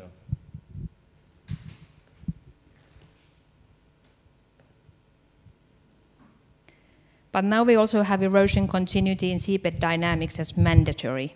So are these something that you guess that you have information? Or should they be optional?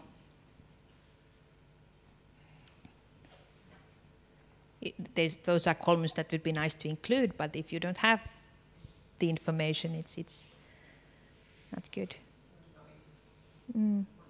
Yeah.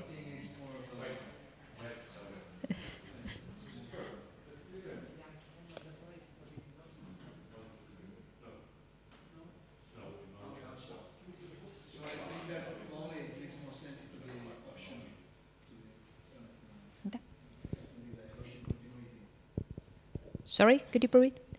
Optional. Optional. I would say so. Okay. Also, when you talk in the other one, in the other table about data, is it very clear, very valid? Hello, hello. No. It turns off automatically. Good. So yeah, I would make them optional. Yeah, I don't think we have always that type of data, that type of information. And then on the other one, when you say that data, is it very clear that is the supporting? So it's the supporting data where you have derived erosion. The link is very clear for the user. Okay. If that data is available. Yeah. It doesn't get confused with the pure data of erosion rates, like that. Yeah. It's what you said about the beginning, or whatever supporting data that has been used for that purpose. But that is very well clear in the vocabulary or in the definition. I think that doesn't create confusion on data. There's a lot of information. The data availability and data format, that it really refers to support. Yeah, now I understood.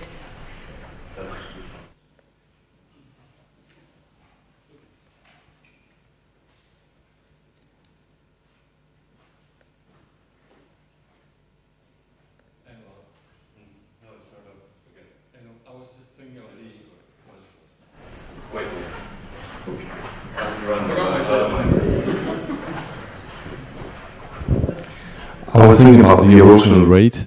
Should you define a unit? As the next slide, yeah, the rate. I think that's a good idea to harmonize the incoming.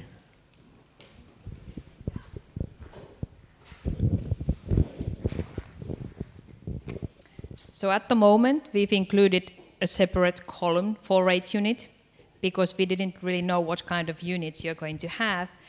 And we considered on the basis of the previous experiences that if we don't include it, we might get rate information without any information about the unit, and we don't get comparable data. So that's why we have rate unit in there. And this is something perhaps for the future, when we get information what kind of rate units partners are using, we could think about harmonizing those. Yeah. If it's possible at all, because, yeah.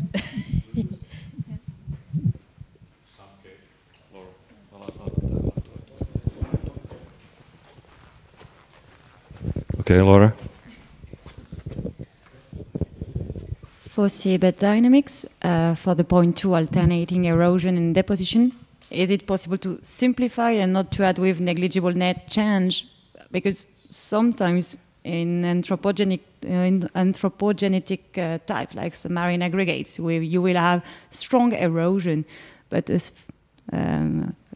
some sediment input by natural flow. So there is a net change, but it's alternating erosion and deposition. So I don't know if we just can simplify point 2 and make a comment, or have another thing. I don't know. Thank you.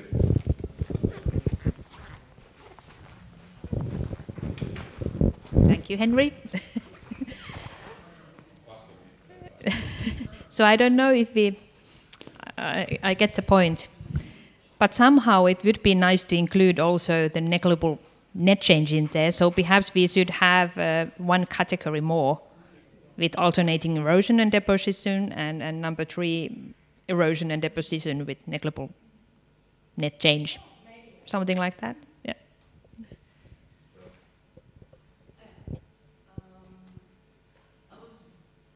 Just thinking like in the case of marine aggregates, taking removal, like for the terms. Yes, maybe.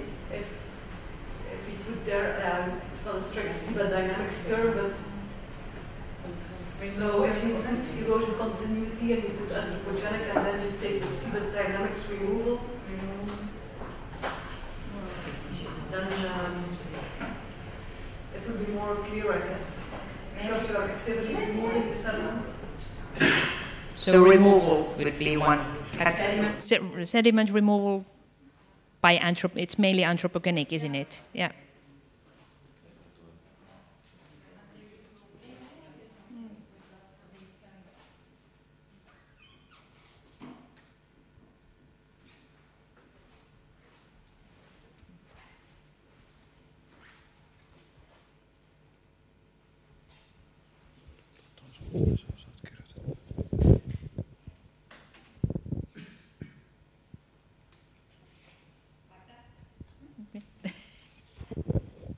Okay.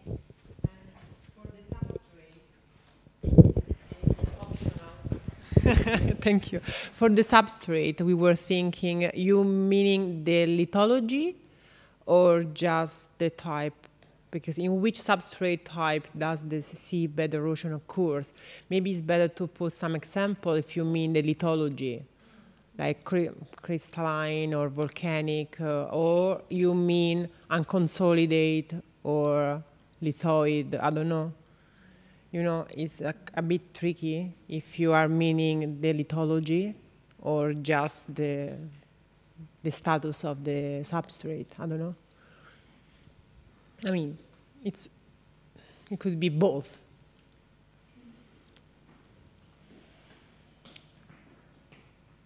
Or undeterminate, I don't know.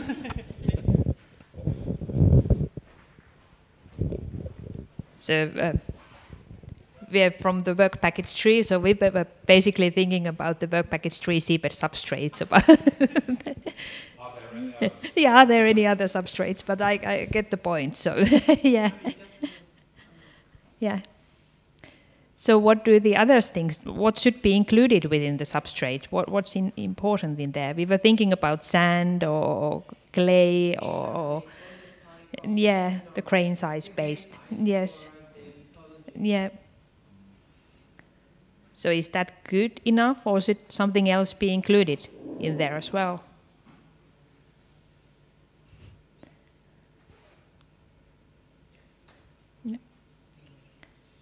No comments, so I guess that's fine.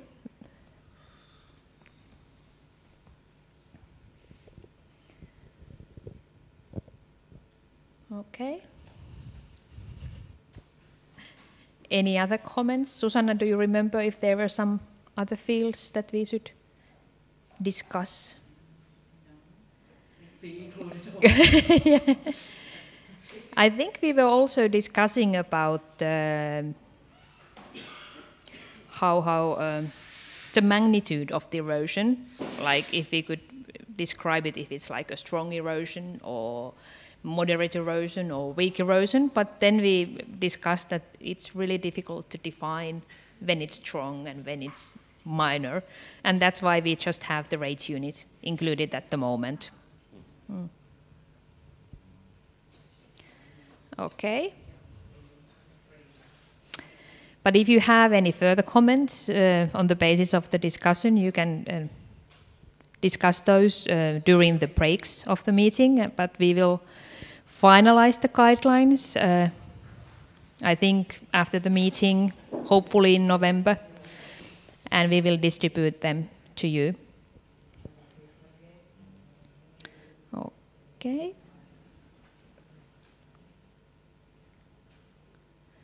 Yep. So now we go back to the presentation mode. I'll have a look if I had something else. So now we have 23 attributes, and I think there was something that we have to think of including. So we got a couple of more, but they are not all mandatory. We will make more of them optional because we would like to include as much seabed erosion studies as possible, and we hope that we don't leave anything out because we have some mandatory fields. That's not the idea here. And but were there some attributes that you consider irrelevant now? No. Okay. And we've also discussed about the classification and the time frame. Okay.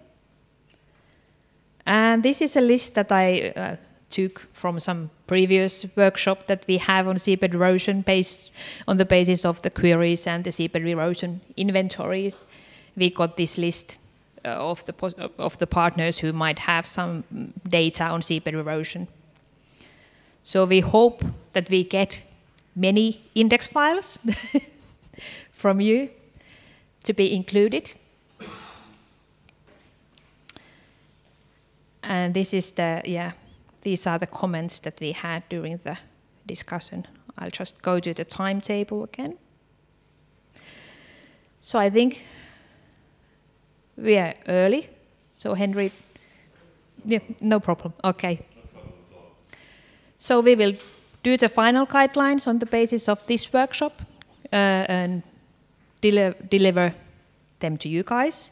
And we will also do the geodatabase with all these columns at JTK, and we will include that to the data portal. And we hope that you would distribute your data to us, to data portal, by the end of next May, next year. Of course, if you're able to do it earlier, please do so. It's much easier for us. And then we make a summary report on the basis of the data and place the index file also to the data portal, at least to the EMODNET-Geology data portal. So that's the plan for now. So, Vera?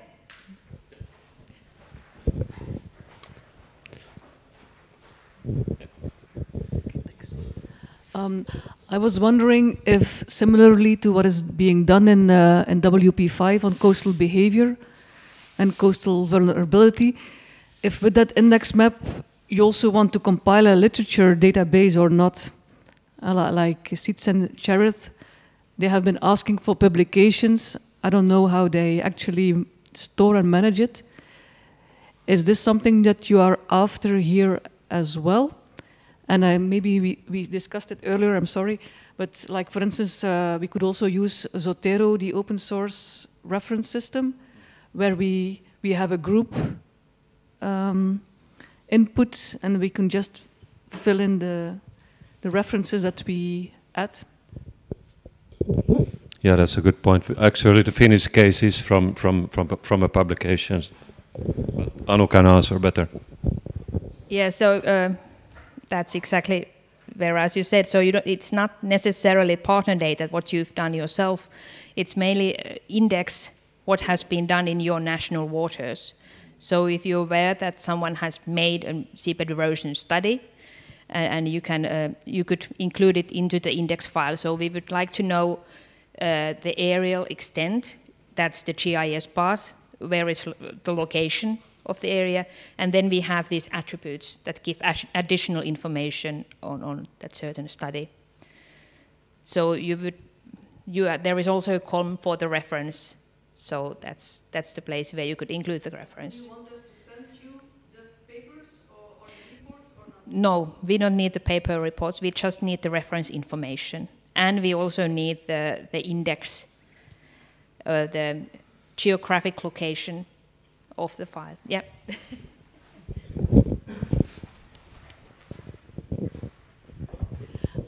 Still from a partner perspective, I would be very much interested in seeing how others did it. So for me, a reference system would be nice.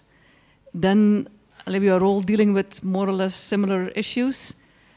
I could easily look up, whilst now if it's only in the attribute table, I would have to check all of the shape files to see what others have been inputting.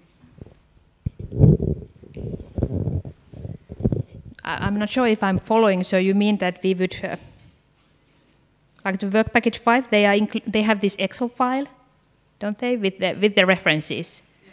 But with the attribute table, that's what you get as well. You have the reference there, don't you?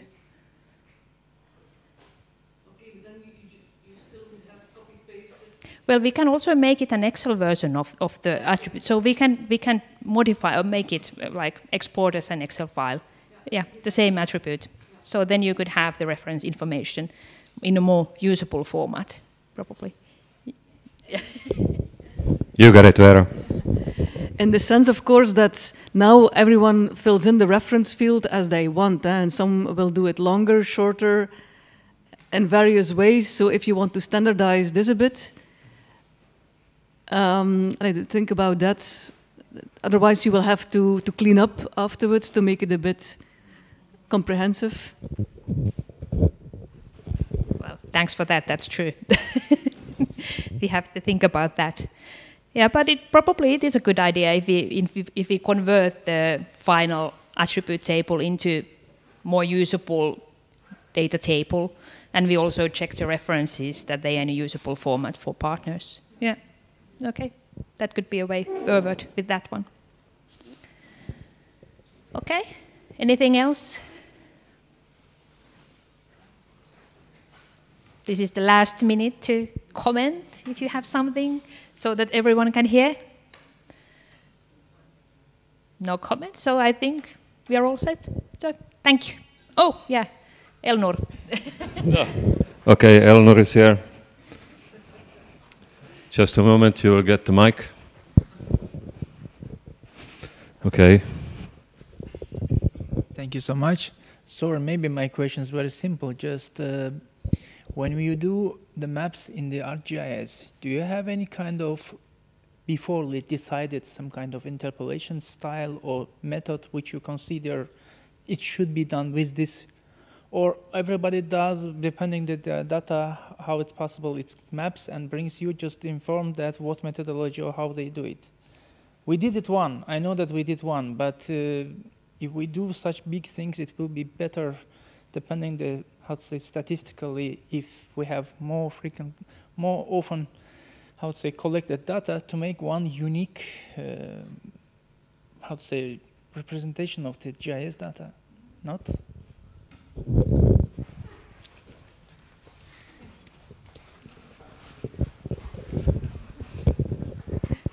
Thank you. That was fast.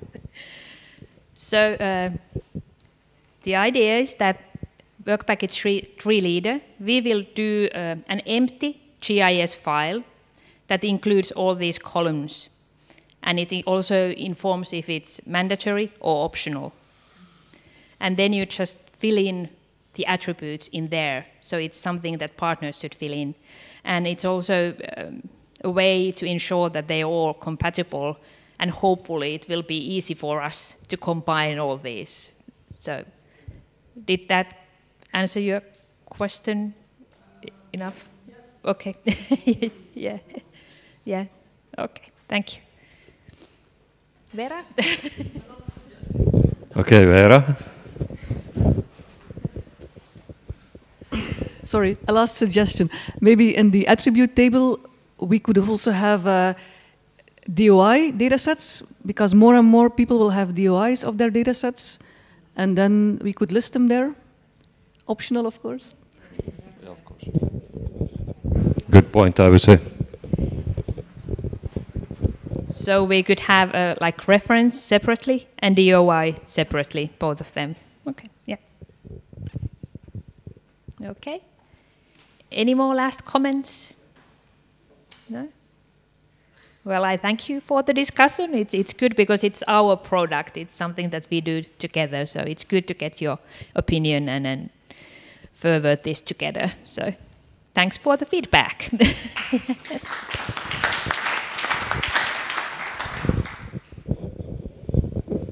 Okay. Thank you, Anu. That was a nice session. So now we can have a 15 minutes break and be back at 2:30 when the plenary starts here.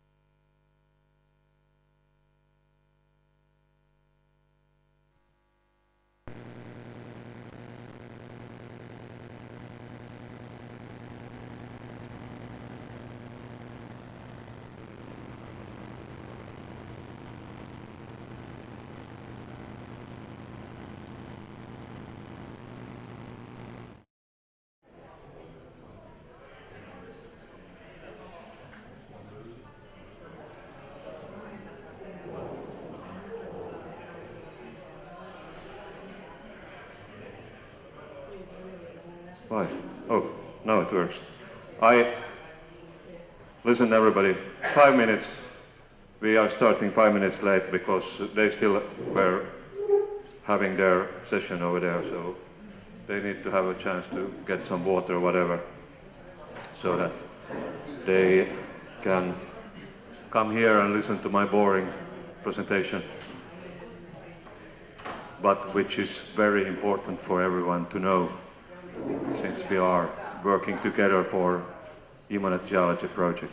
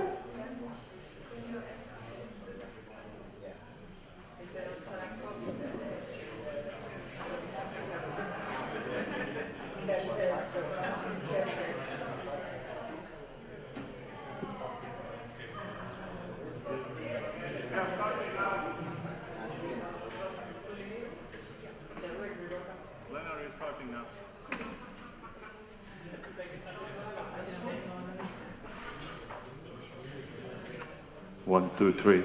Yes, it works. Well, now we are 5 minutes late, but starting with the main meeting. I wonder if Jubo is here? No, he's not.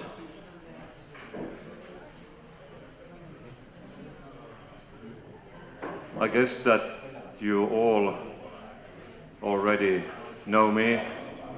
I'm Henry Wallius, if there's somebody who doesn't know who I am. And I'm the coordinator of this project. And now I'm starting with the boring administrative things, so this is just something you have to live with as you are partners or subcontractors in this project. I am the one who has to take care of these things, and that I'm not allowed to have so much fun with the science, but more with the administrative things, bureaucracy, boring meetings. So Ljubo is not here then, okay. But Ljubo already welcomed us in the morning, so I think that we can jump over that part on the agenda. We are now in 14:30. Welcome. So Ljubo said that he will later on probably show us a few slides about their institution, but he's not here now, so maybe that will be later during the project meeting. But okay, then we are in the real meeting now, and I will start with work package 1, and then I will have work package 2, and at 4 o'clock we will have coffee break, and then we will start with the substance work packages, which we will have one of today. That will be work package 8, and that's about today's rest of today's agenda. So an overview. Just I will go through these issues in later on in slides, but so first thing is the central portal migration, which has been a main issue during this phase. We have managed well with it, and Uffe will tell you more about that later on during the meeting. Of course, main issue of concern has been the geopolitical situation, which has affected our project. And then we have been talking about the Caribbean Sea data, and we had already a session here, but we will discuss Caribbean Sea data also during the package 2 presentation later on in the afternoon. And I would like to remind the work package leaders, when they are having their own work package updates, to incorporate Caribbean Sea as an issue in their presentation, so that everyone is once again reminded about the importance of the Caribbean Sea and the data. That we have to have something from there before the end of this second year of the project. Oh, typical, there's a problem with the slide. Anyway, we should have been on the central portal already in March, but DG Mare was clearly much too optimistic with the time schedule. There have been quite a lot of problems in getting the CP up and running. I call it the CP, that's the central portal. But we have been told, also today, Anu was following the steering committee. I did that yesterday. There has been a EMODNET steering committee meeting going on yesterday and today. And also today they informed us that the central portal will be up and running in end of December. The centralization is being done in 3 phases, and we are in phase 1 right now. The new map viewer of the central portal, I was told yesterday that it will be released on 21st of November. And on this slide, on the bottom is just a screenshot from our portal. And there is this banner on top of the page that tells that this portal will be soon integrated into the new EMODNET central portal, and so on and so on. And on the central portal there is a banner telling that this migration is going on, and later on all the thematic lots will be there. But I'm not going to talk more about this because this is part of Work Package 9, which Uffe will inform you about later during the meeting. But it's an important thing for us, so I just wanted to mention it because of that. Then to the geopolitical situation, you know that we have been affected by the war in Ukraine, and our contract with the Russian survey was ceased on 30th of August after a request of amendment of our service contract, which we had to do. And our funding agency, SINA, accepted it in just 4 days. That's a record by far. Usually it takes about 2 or 3 weeks or 2 months before they do any decisions. They were just waiting for our request on amendment. They wanted to have the contract ceased immediately. So that kind of tells us what the situation is like also in Brussels. They don't want to have any ties to Russia. And as I said in Utrecht, we have to have these connections completely officially cut, but that doesn't mean that you have to cut the connections with your colleagues and friends in Russia. That's completely another thing. But officially we are completely cut off from connections with Russia. And I want to remind you once again, if you are sending any emails and you're using kind of forwarding something from an old email, there might be Russian email addresses in the mailing lists. Just look that there is no one from the Russian contacts. We are not allowed to send any emails to them officially from the project. But then, kind of tied to this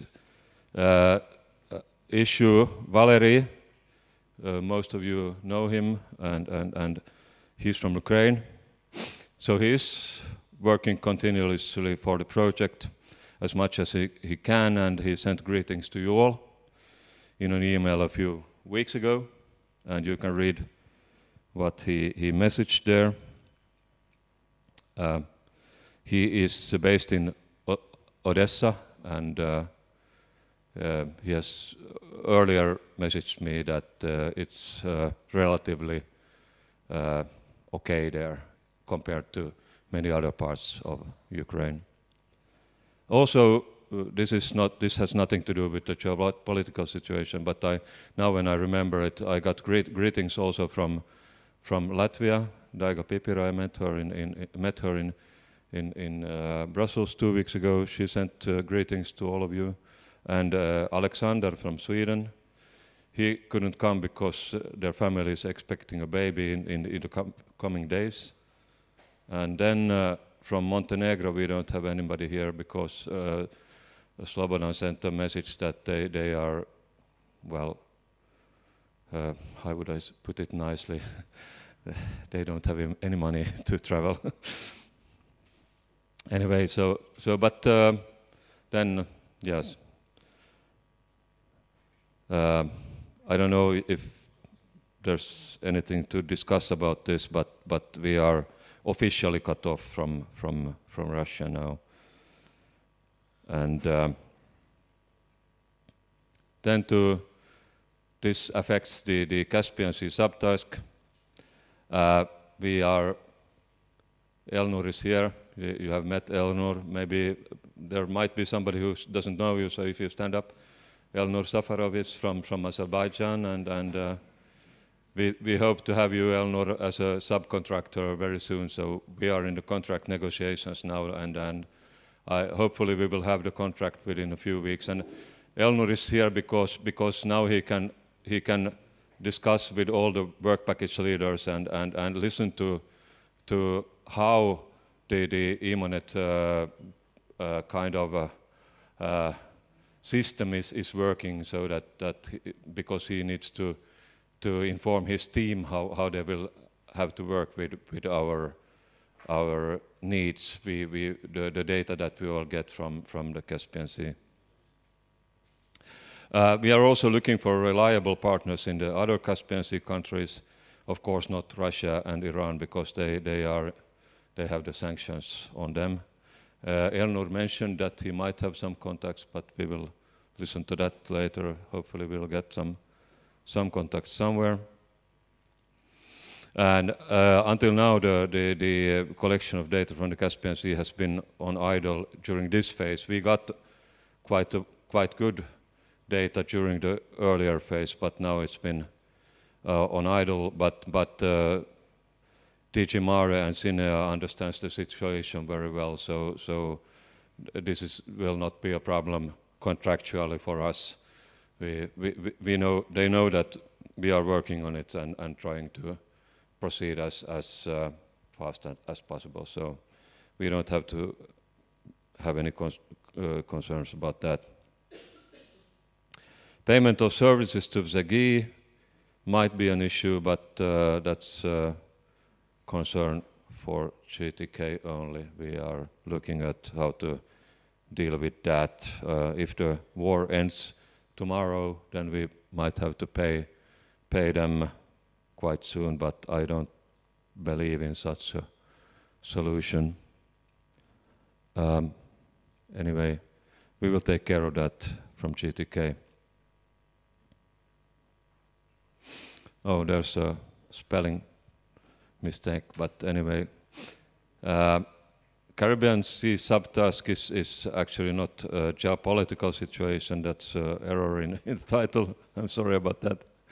So, but yes, we are in the process of connecting with the Caribbean Sea surveys through this ASCME with great help from IGME, Spain.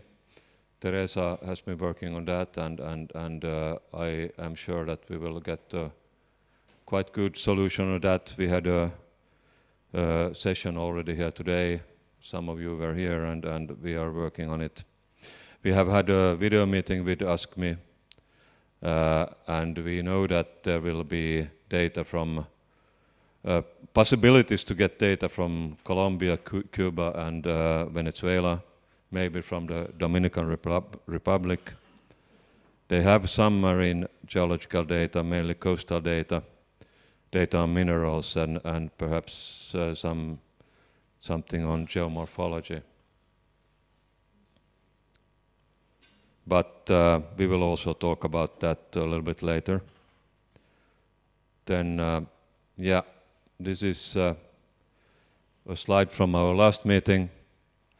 EMONET for Ocean Decade Group is something that was created here earlier this year, and we have a few members in that group, and at least Anu, Vera, I can't remember now, but there are some others here too.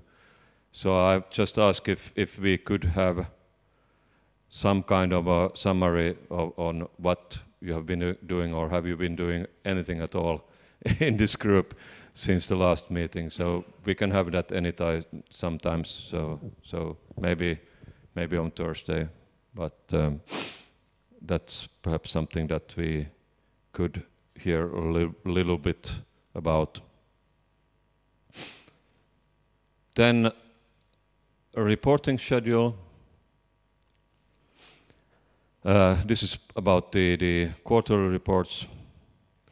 We have submitted 5 of them during this phase, and the next one will be due on 15th of January next year. And I'm now asking work package leads to submit the reports by Monday, 9th of January, please. Put that in your notebooks. Anu is doing that. Christine is clearly doing that. Okay, good. Now I know that.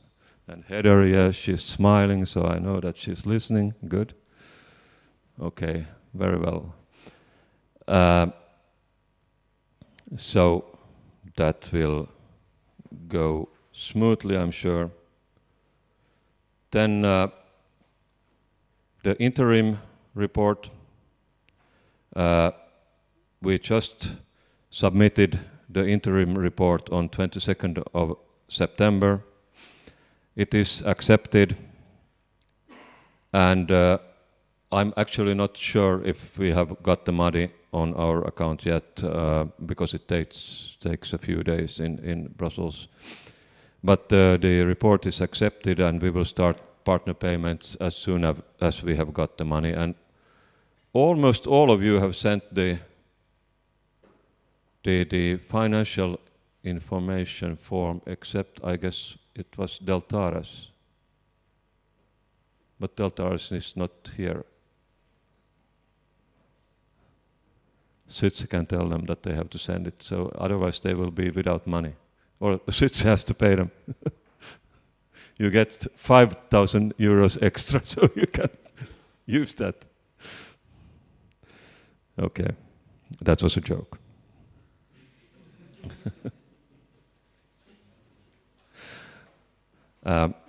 Then we have to submit the final report when we have finalized all the actions that have been decided upon earlier, and that will be decided upon during this meeting here. And we will check everything in the spring meeting, which we will talk about more on Thursday. The final report is due 24th of September next year, but that's a Sunday, so the final day for submission is Friday, 22nd of September. But I will inform the work package leaders about the final reporting later. There's no sense in doing that today.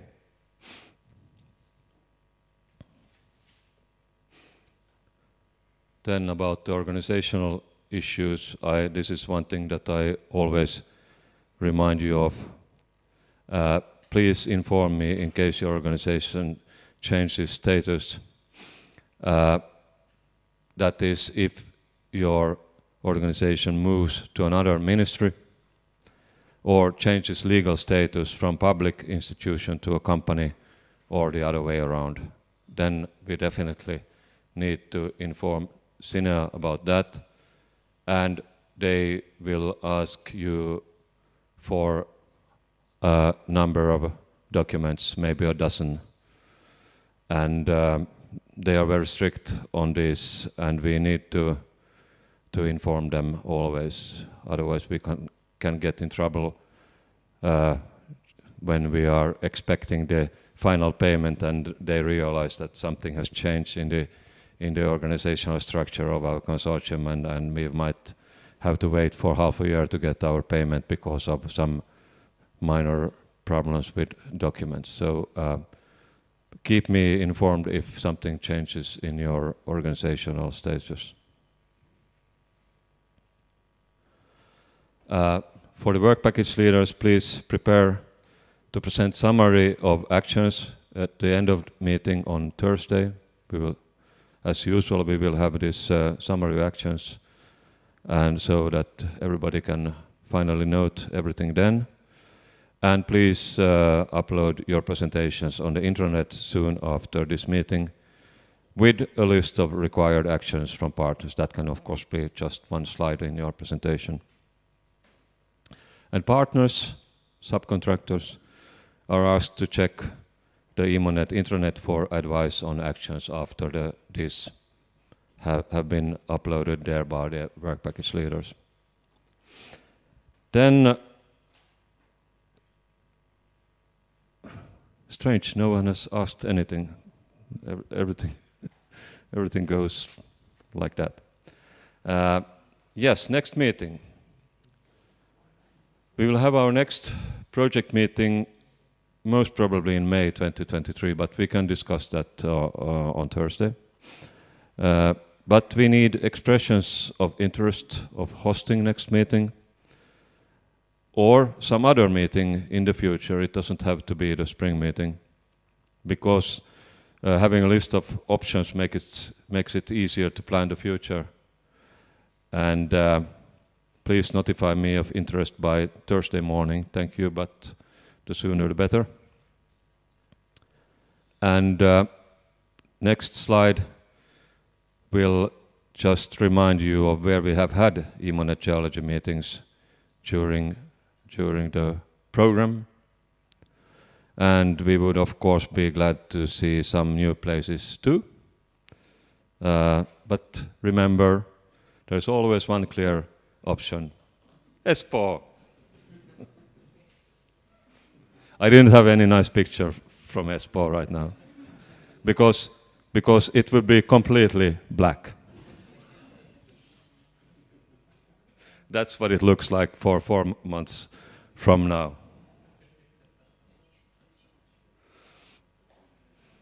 So yes, here are the places where we have had meetings. So it's quite nice scattered around Europe, as you can see.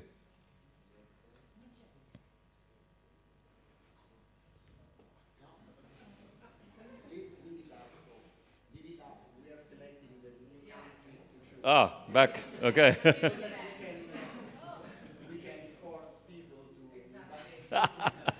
Okay.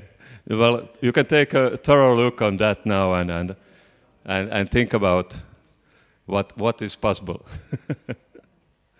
Yeah. Actually, I didn't have more to say about these issues, but we can have a discussion if there's something you want to ask. It might be that I have forgotten something on these organizational things, and you can just look at the map. It's quite nice. It's quite funny how we have been everywhere around Europe.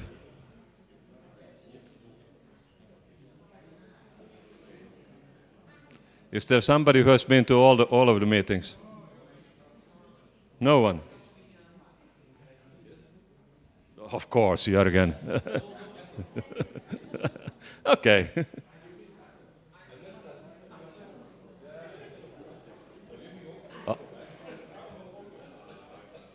Arno has been to all of the meetings. No, you haven't. Oh, Jan, you didn't come to Utrecht, yes. Okay. So I guess I'm the only one who has been to all of the meetings. No, I didn't go to Rovaniemi, actually. No. That's true. Yeah, I was sick.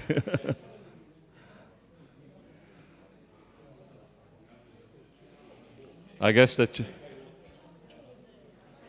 Mikä? Niin, joo, ei ollut. Joo.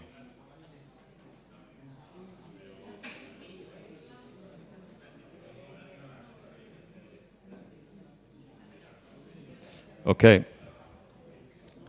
I think that you know the map now.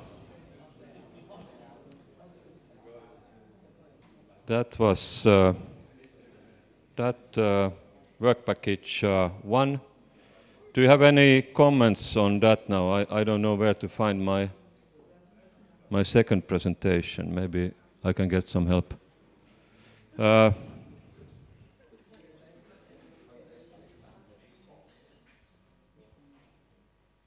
you happy with everything? No, not very happy. Are you happy with the venue here? Good. I'm at least, yes. Okay. Thank you. Yeah, so work package 2. This is the geological data specification and sourcing. Oh, same problem again. I don't understand. This never comes on my computer, but it comes here. Anyway, according to the technical tender, milestone 2, data specification and sourcing, is ready by month 12. That was September. But as usual, we collect data throughout the whole project. And this applies especially to our new areas and parameters, which means Caribbean Sea, which is for all work packages to remember, and seabed erosion, which has just been dealt with here in a separate session. So this is the Gantt chart showing that we have passed milestone 2 there. But I think for the moment we are quite well on schedule with this too, because I think everybody all partners have kind of found all the data and know where it is, and we have everything should be kind of almost finally ready for sending to Uffe by the meeting in May, because we need to have it ready for migration then, because everything goes to the central portal, you remember.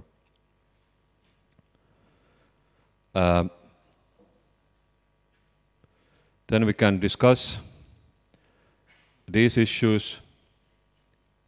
I don't have any more slides actually on this specification and sourcing. We had a session here with the Caribbean Sea, and I can just summarize shortly that we discussed quite a lot on the issue here, realized that some of our partners have data from the Caribbean Sea area, and that some data is in many different journals, papers, scientific papers, and on maps and so on. So I hope that all of you check what you might have in your organizations in old archives and so on, anything what might be of importance in gathering as much marine geological data as possible from the Caribbean Sea area, and submit it to the work package leaders of the different work packages, and then we can compile our data from that area.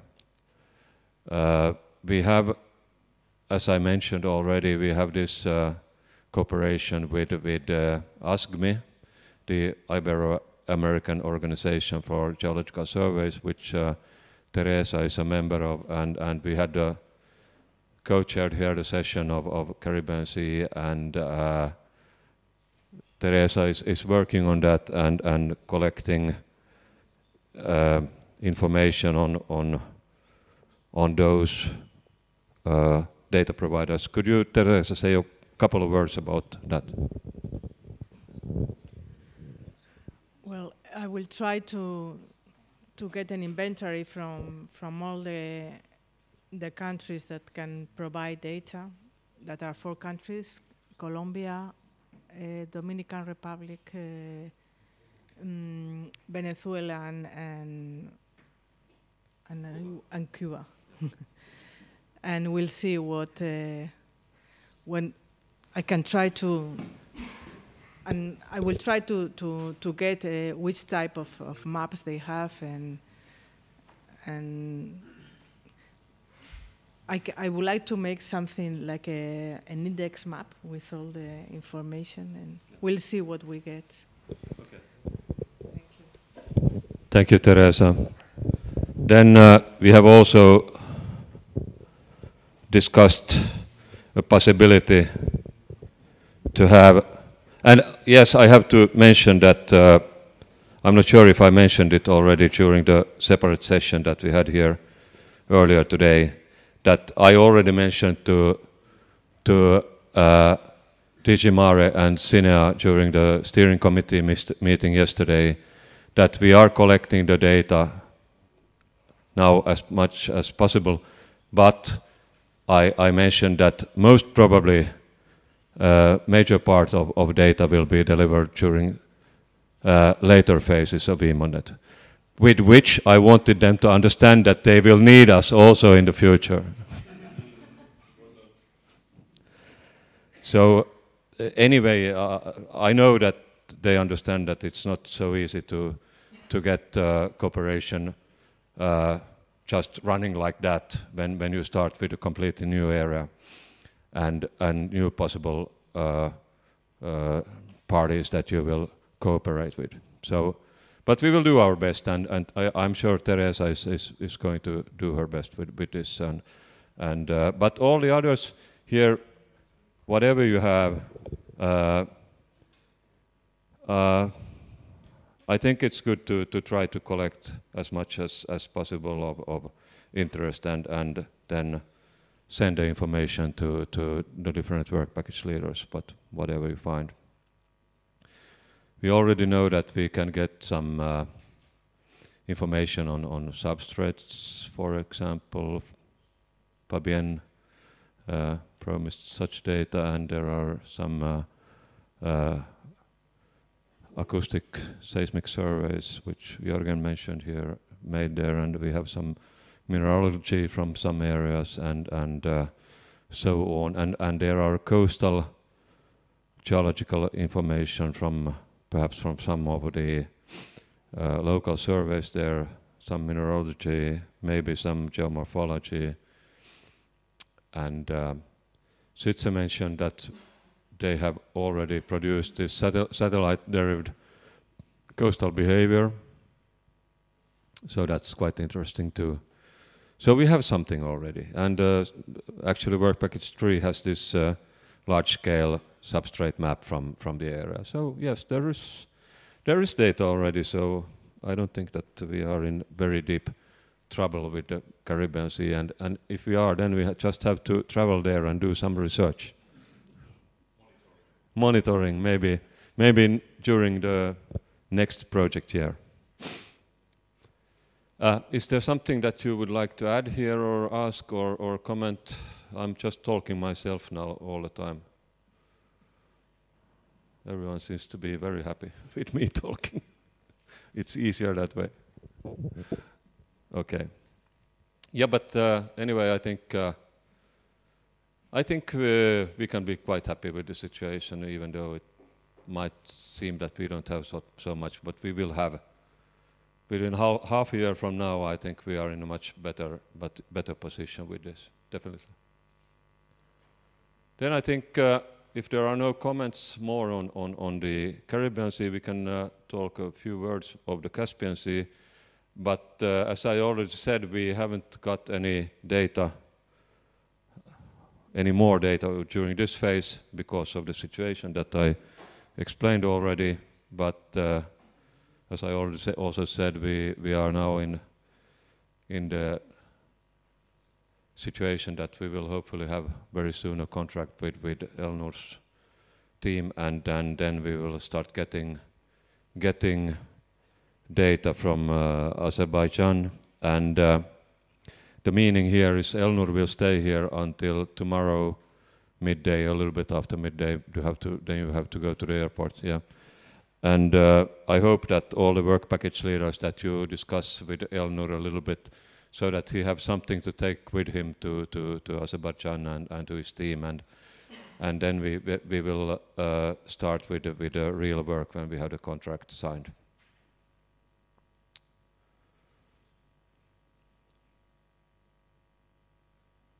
Everyone seems to be happy.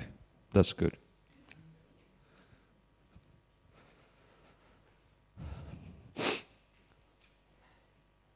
Then, I think I will give the mic to Anu. Erosion. Yeah, well, we had a workshop on seabed erosion just a couple of, well, like an hour ago or something. I think it was very good discussion, and we will proceed with the guidelines that were delivered before this meeting. We will make some justification and modification to the attributes and include some new attributes as well. But it's at this phase we are mainly collecting information, what kind of data exists and where. And more information will be distributed after the meeting, I think. So, but I think we are in a good condition with that. Yeah. Thank you, Anu. That was a very concise summary of the situation. Is there anything somebody would like to comment or add to this? No, clearly not.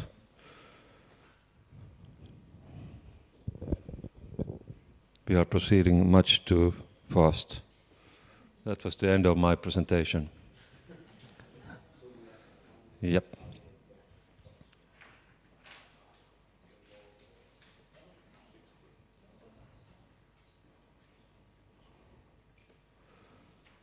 So, 3:10.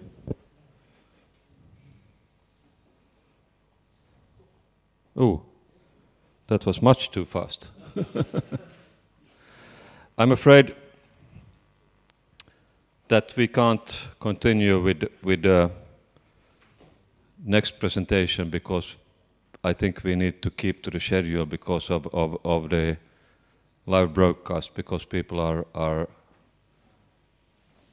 keeping the schedule of our agenda, and they might be doing something else and coming back at 4 o'clock, and then they realize that the meeting has ended. So, do you agree that we can have a break now until 4 o'clock, and you can do whatever you want? You can get into the spa and whatever you want. Let me see now. I'll just checking. Oh, the coffee break at 4 o'clock. So we can. The coffee will be at 4 o'clock, and then we will continue with this. Oh, sorry. Just a moment. Anu had something here. No, it's just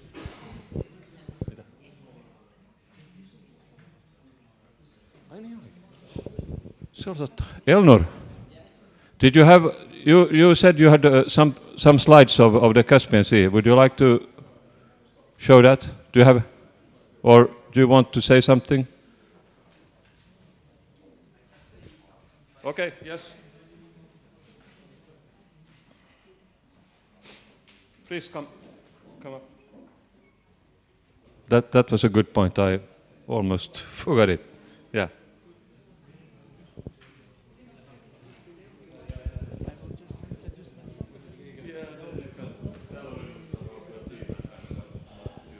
Hi everyone, happy to see you here. Thank you to Henry for inviting me this opportunity.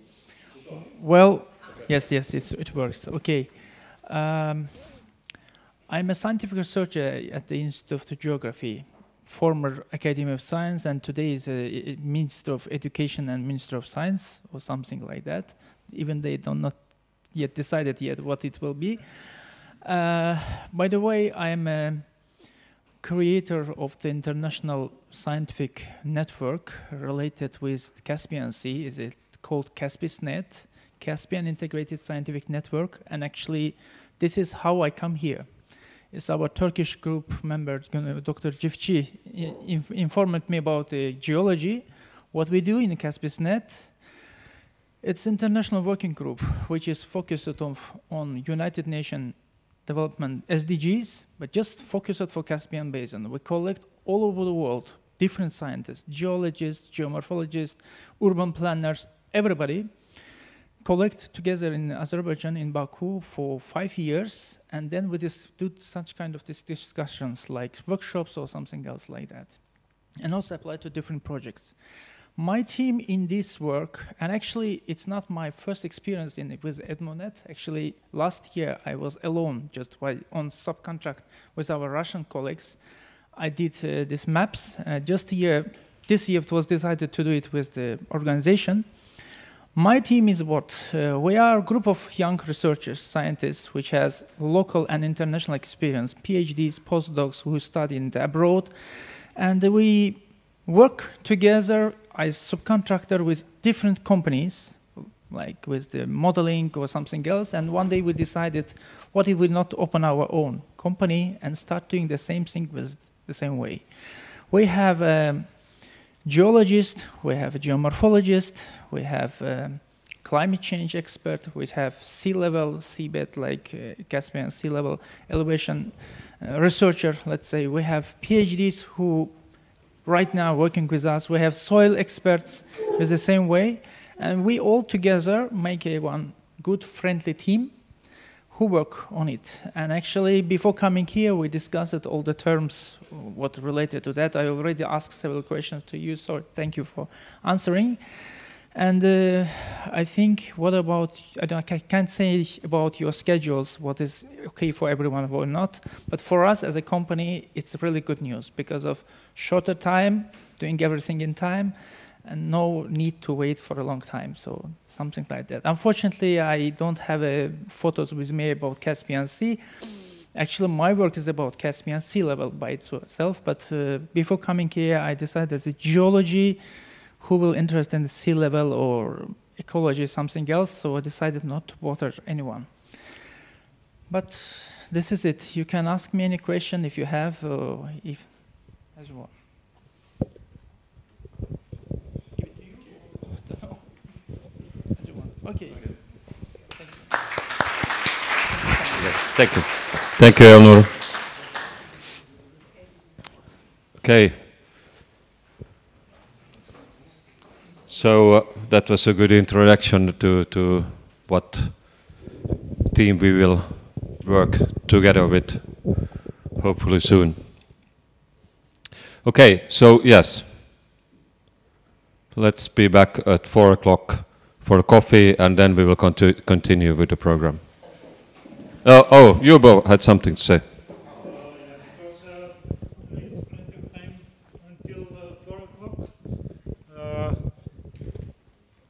I will encourage all of you to follow my exam.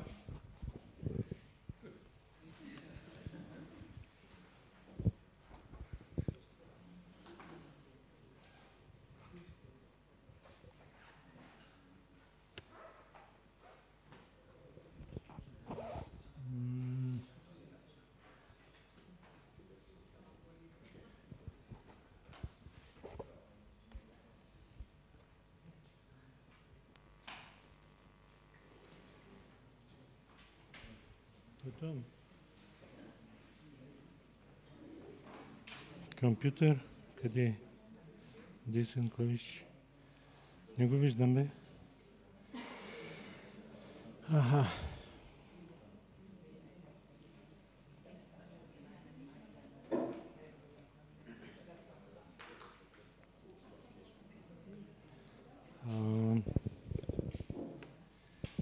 Just our major progress during last year and what we are planning to upload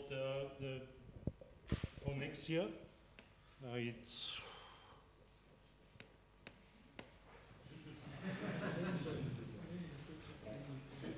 yeah, that's geomorphological map of our shelf we introduced last year.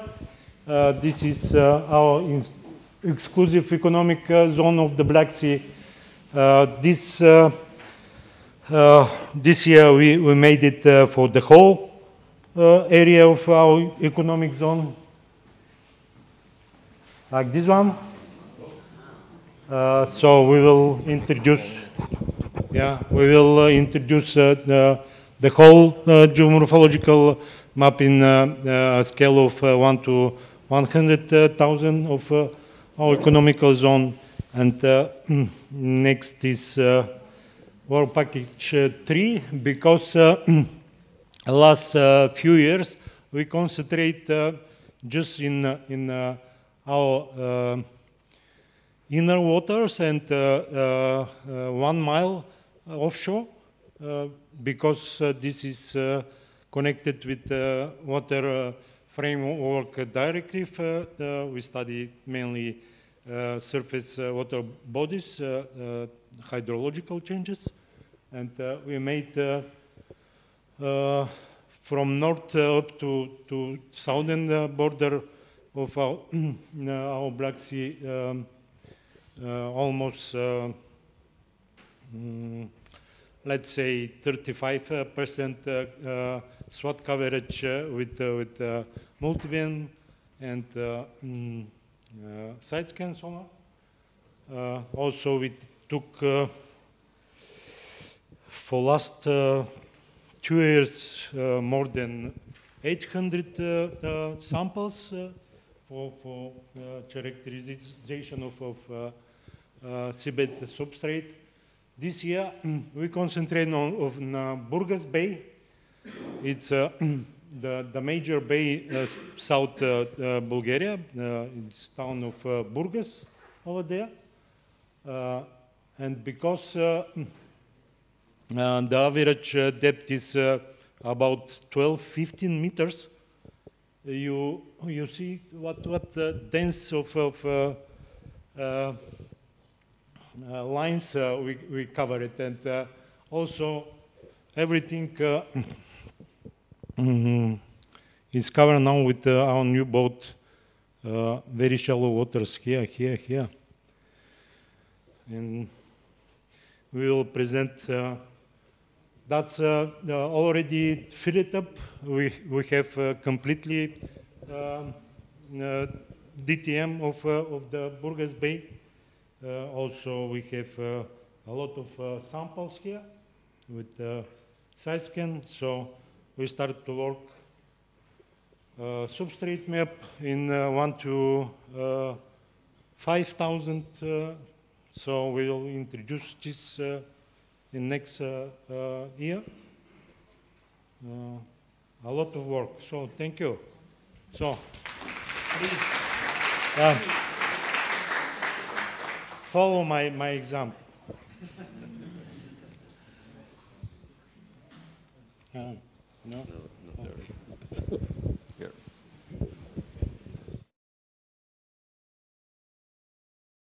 We have done a lot of work. Great. By the way, this made me think about, actually thought about it already earlier, that the agenda for next meeting could be such that we could have, we haven't had that for a few years. We have earlier, we had the partner presentations.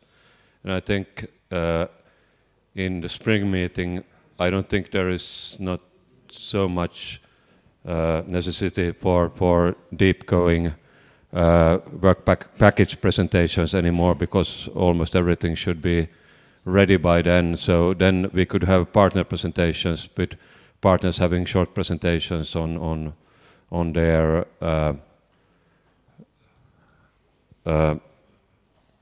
data, their work, whatever they want to show. Actually, it would be quite interesting to see that also.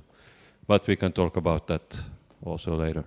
So now I think I already announced the break a few times. So let's be back at 4 o'clock and have a coffee, and 4:30 we will continue with the program. Thank you.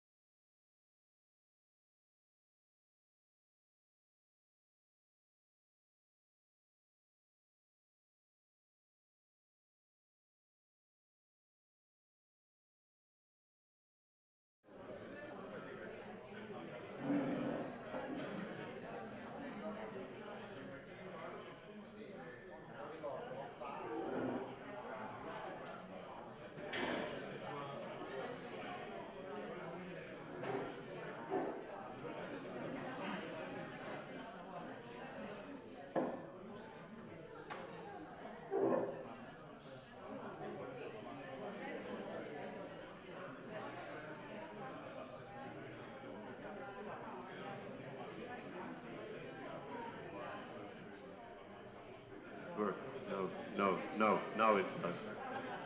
Hello. Hello, hello, hello. No. We are waiting for such a long time to continue with the meeting, and I hope there's a lot of people sitting behind the screens at home or in the office somewhere watching our broadcast, because we have been waiting this long time just to have the opportunity to get exactly on schedule with the continuation of the agenda of our program. So now we will go to the first kind of work package, substance work package, and that will be work package 8, and Heather will take care of us here. Okay. Anu just had a heart attack there, thinking that she had to stand up and do substrate now.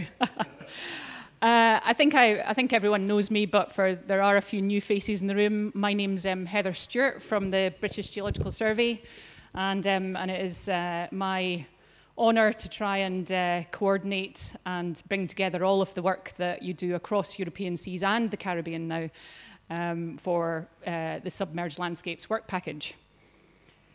So just as I've got a couple of very wordy slides before we get into some nice figures of the data that you've all been submitting, and where we're going for the next sort of few months and this final year. This is a summary of the objectives for the work summary of the objectives for this work package during this phase. So I mean, like many of the other work packages, we'll continue to build the database and deliver through the web portal. And as with all the work packages, and what Henry was highlighting earlier in his post-lunch presentations, is that we do need to have a focus with the Caribbean Sea and the Caspian with our new project subcontractor as well. So please, any, not just your own sort of contributions that you can make from your institutes, but if you know of any key publications that are out there that we really could do with harvesting that information and adding it to our database, please do get in touch. And we have had some of these key publications added in the last couple of years.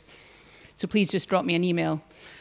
As was defined previously, this phase of the project, we are focusing on reconstructing the paleogeography across the European regional seas at 20,000, 9,000 and 6,000 years before now, and I'll discuss that in a bit more detail shortly. And as always, we will work and coordinate with the other work packages, not only for delivering the database through the portal, but also to increase cooperation and to have commonality where there's common elements that belong in multiple work packages. So we often have meetings, we have frequent meetings as work package leaders, which helps to facilitate that. Again, this is the final of the really, really wordy slides. And that was just as a reminder, and it's mainly for the as a reference whenever the presentations are all uploaded to the FTP site as to what we actually put into the tender for this phase. And so it's just sort of to lodge that in the back of our mind as just a sort of reminder of the commitment that we've made for this work package. But where are we now? So timelines and milestones. So we received a number of submissions to the summer data submission deadline. And I'm sort of incorporating those submissions at this moment. I did have a tentative deadline of getting those to GAEUS and then for the web delivery in October, but I felt it was important to actually sort of try and delay to this meeting so that we can have the in-person conversation, we can check some of the data submissions, and also just the value of these in-person meetings is that I've already had another couple of data submissions just while we've been here this morning. So it is really important. So that upload, that harmonization and upload will take place in the next sort of four to 5 weeks in liaison with GAEUS and the team there. Of course, this morning we had a workshop related to the paleogeographic reconstruction work. And we did outline at the start of this phase of the project a number of tentative deadlines for future workshops, but we'll talk a bit more on those as the meeting progresses. And then as a sort of final two sort of big deadlines is that we'll have another general data submission deadline in July, and the final deadline, of course, for everyone is in September 2023. And Henry highlighted the sort of very final cut-off of the Friday before that deadline. And of course, that's not just for the report, but that's actually everything's got to be up and available on the portal. As a snapshot of where we are right now, we've got the new data submissions coming in, but earlier in the summer, we increased our database to over 40,000 features, which was a huge increase in the volume of data that we had, more than sort of almost 3 times the amount, and just in terms of numbers, you know, we increased from like sort of 16,000 to 40,000 across 27 classes, although 2 of them are sort of empty. So we had defined them at the very start of Work Package 8 back, oh gosh, was that pre-Albania meeting where we had a number of workshops to define the types of features that needed to be included in Work Package 8. So there, although there's no features within those 2 classes of subaerial landslides, they are still included as they're relevant for the work package generally. So to summarise some of the new submissions, again, as I said, the value of some of these in-person meetings is that we can capture some new data in real time. So after conversations with our colleagues from Iceland, there we go, you changed seats.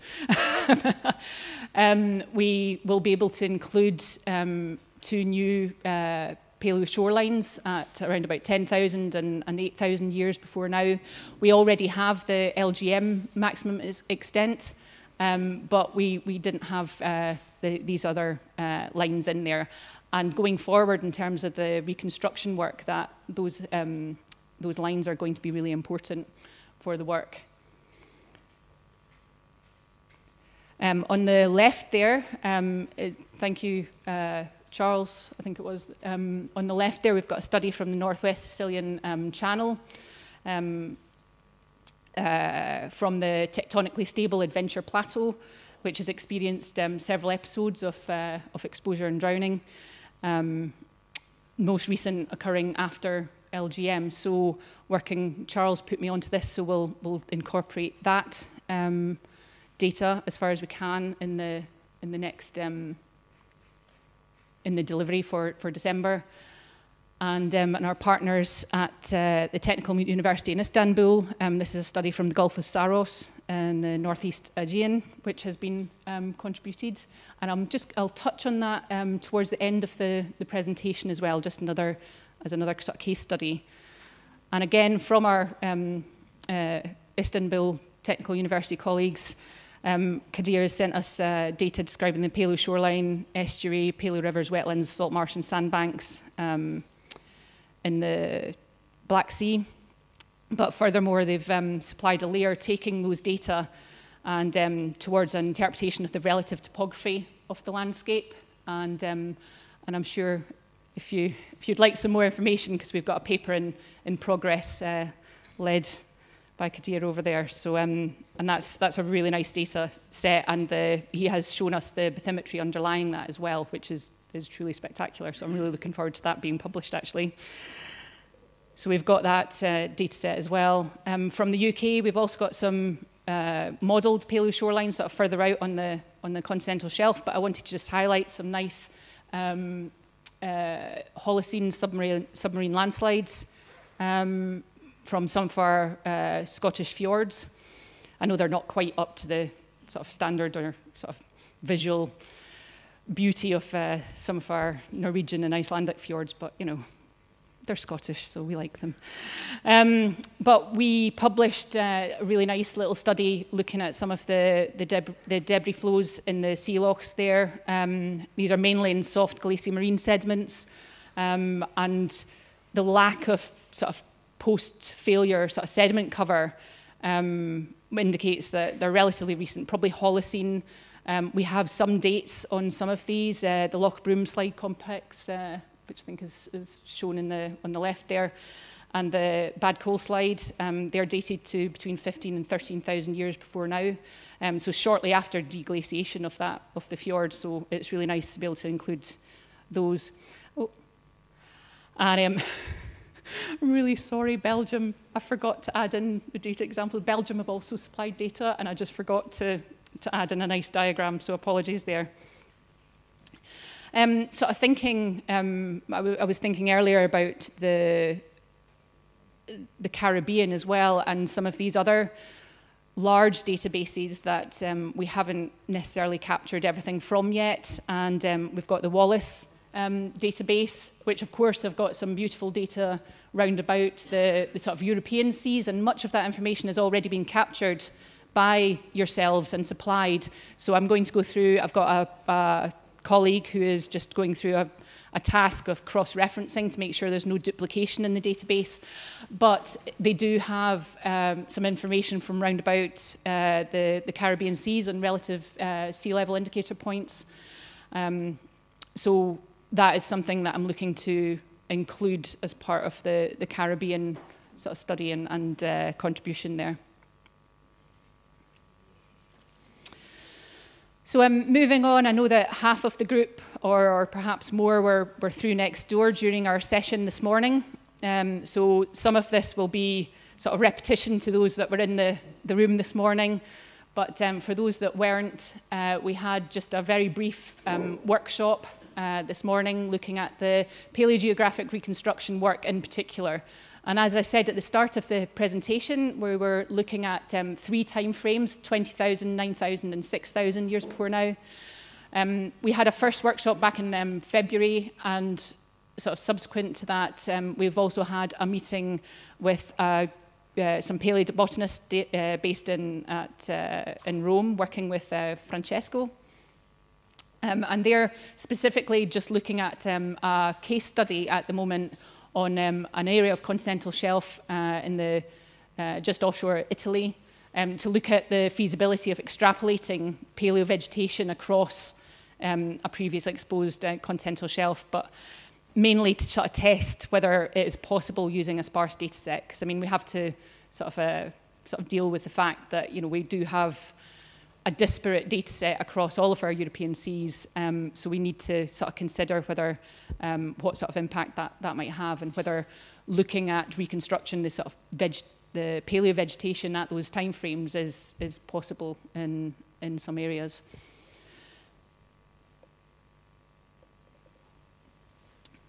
Just as an example of some of the paleogeographic work that have been undertaken by some partners already, we have some case study time slices, 30,000 to 18,000 years before now, supplied by our Ukrainian colleagues.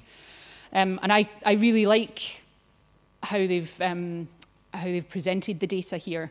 So I think that's looking forward to how we're going to present these time frames and these time slices, sort of looking at the different methods by which we can do that. And I think that this sort of display lends itself quite well to some sort of story map type format delivery, as perhaps as part of the dissemination of the reconstructions. I think this format lends itself quite well. And they've gone further and then looked at time frame from 16,500 to 10,500 years during the transgression, and the data that they have for that time period. Alar presented earlier some of his work from his latest paper, published in 2021. The link is there for you to go and download it yourselves. But he kindly sort of sent me the layers in GIS to display here. So we're looking at relative sea level indicators for the Baltic Sea, sort of 9,800 to 8,500 years before now, looking at LR. I think so. So 144 point data points, and he's used that and many other inputs to reconstruct the Baltic paleo shoreline for 9,000 years before now.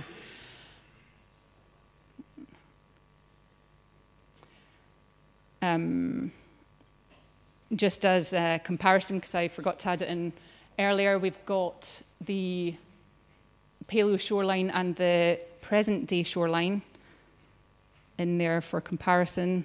So you can see the present day shoreline is in the grey line. I'm pointing at this, and of course it's not showing up there. Apologies. Grey line.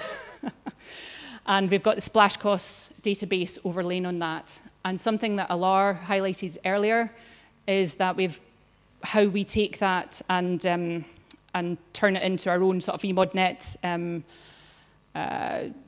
output as well. Not output, not to steal your data, sorry, but to add to it. And part of that is overlaying some of the geomorphological features that are already in the database. And it's not the best image, perhaps. I should have zoomed in, but I wanted it to be comparable between the slides. But the submerged wetlands and paleo valleys and estuaries and so forth are, I think that's where Alar in particular was sort of saying that's where we can add value to some of these case study areas, is by using the geomorphological features along with the sort of broader sea level picture. Is that broadly? You can give me a row later for misrepresenting your data. Just as an example of some other work that's being undertaken, this is from Europe's Lost Frontiers, and they recently published the first volume from that project. And this is a map showing the projected coastlines of Doggerland in the southern North Sea since the last glacial maximum, with the sort of shaded polygons there sort of showing sort of key dates in the transgression, sort of as the landscape was drowned in the southern North Sea. So that was a snapshot, I think, from the previous two projects, and Europe's Lost Frontiers is building on that, and they've been undertaking a ground truthing, number of ground truthing expeditions to gain core data in order to help ground truth and get some more dates to help with that work. So part of this morning, we attempted to break into some regional case study groups. Again, for the people who were in the other room, if you don't see your name on that slide and you would like to add it on, please come and see me at some point this week and we can add your name in. I only managed to get round, I think, 3 of the working groups this morning, but I very much feel that, you know, this meeting and this opportunity to actually be together face to face, I actually kind of envisage a bit of a Work Package 8 takeover, and I'll try and get round all of the other sort of groups who are working in these regional areas, and so that we can get in place some firm, we can discuss sort of generally what we're trying to achieve, the data sets that we require, and some firm actions against not just the sort of the groups themselves, but individuals within the groups. So that's an ongoing conversation this entire week, I feel. Again, I realise that's a repeat from the earlier slide, but this is what is available at the moment. And if we just extract key layers such as the paleo coastline and the LGM database, that's sort of general data distribution that we have. Of course, some of those are going to be too small to see because they're very small, localized case studies, but some of the modeled outputs are where you can see much more geographic coverage. And right, the coastline, the continental shelf round about Italy is where the paleobotanists are using as part of their case study looking at the paleovegetation. So in terms of you know, the workshop this morning and ongoing conversations that I'm wanting to have this week. It is the first time that we've all managed to get together to discuss in detail the paleogeography work that we're doing as part of Work Package 8, which is of course running in parallel to the general database updates and delivery. We want to discuss what we want to achieve, what common high-level data sets we need to source and to harmonise, identify missing data sets, and I'll come on to that in a little bit. And we've also got to be sympathetic that there are going to be some geographic areas where we just don't perhaps have very much data to, as we might say in the UK, hang our hats on. So we might need to sort of consider how we accommodate areas with few data. So I'll update this slide as these sort of slides on the paleogeographic reconstruction work as the workshop, the meeting progresses, because I am anticipating sort of coming around and chatting to all of you, all of the key players that we have in the room and herded here, that we can progress this a lot more. And just as an illustration, to act as a reminder of some of the discussions today, we did talk about remembering to incorporate ice into some of the reconstruction work. And these are just sort of some illustrative ones that I knew about. We've got some of the work. Henry Patton went through a phase in 2016 and 2017 and published 2 representations of ice limits and thicknesses round about Iceland, and of course the Eurasian ice sheet. Oh, that's a lot fuzzier up there than it is on my screen. Patton also sort of did go through a time slice exercise looking at the modelled ice extent and ice surface velocities at various time slices, some of which are coincident with the time slices that we're looking at. Of course, there are many models, so that is a discussion actually that we need to have as to which model or which, you know, harmonized version of models that we're going to use, because there are pros and cons to various approaches. And Alar, of course, highlighted earlier that he used for his 2021 work the Peltier 2004 model, was it ICE 5G, as part of his reconstruction work. So there is a conversation that there's an awful lot of different ones out there. We need to decide which ones we're going to use.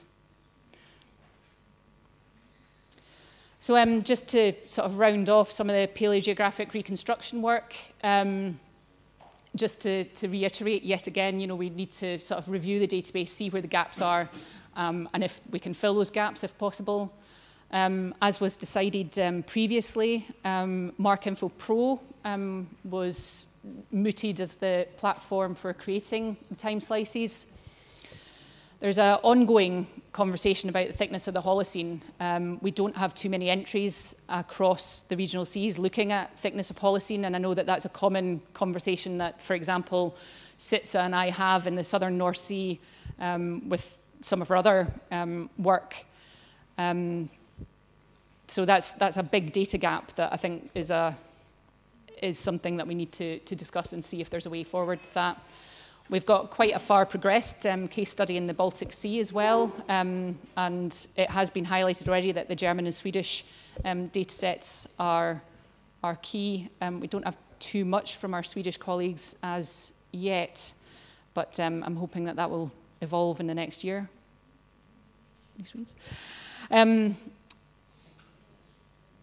I think we will need to have, well, certainly at the next project meeting, a dedicated sort of workshop for the reconstruction work, but we'll need to discuss, probably by doodle poll, a way of trying to keep momentum going. And I think I said this morning that I've managed to secure a little bit of extra co-funding to help sort of concentrate on some of this work, not just the reconstruction work, but some of the other sort of EMODNET deliverables generally from the UK, so that we can get some of our own data sets in soon. So just as a summary, I apologise for lying earlier and saying that that was the last wordy slide. We have, over the last sort of 6 months or so, updated some of the general information on Work Package 8 on the website, including a vocabulary and more information on the attribute table as part of the database, because that was absent before.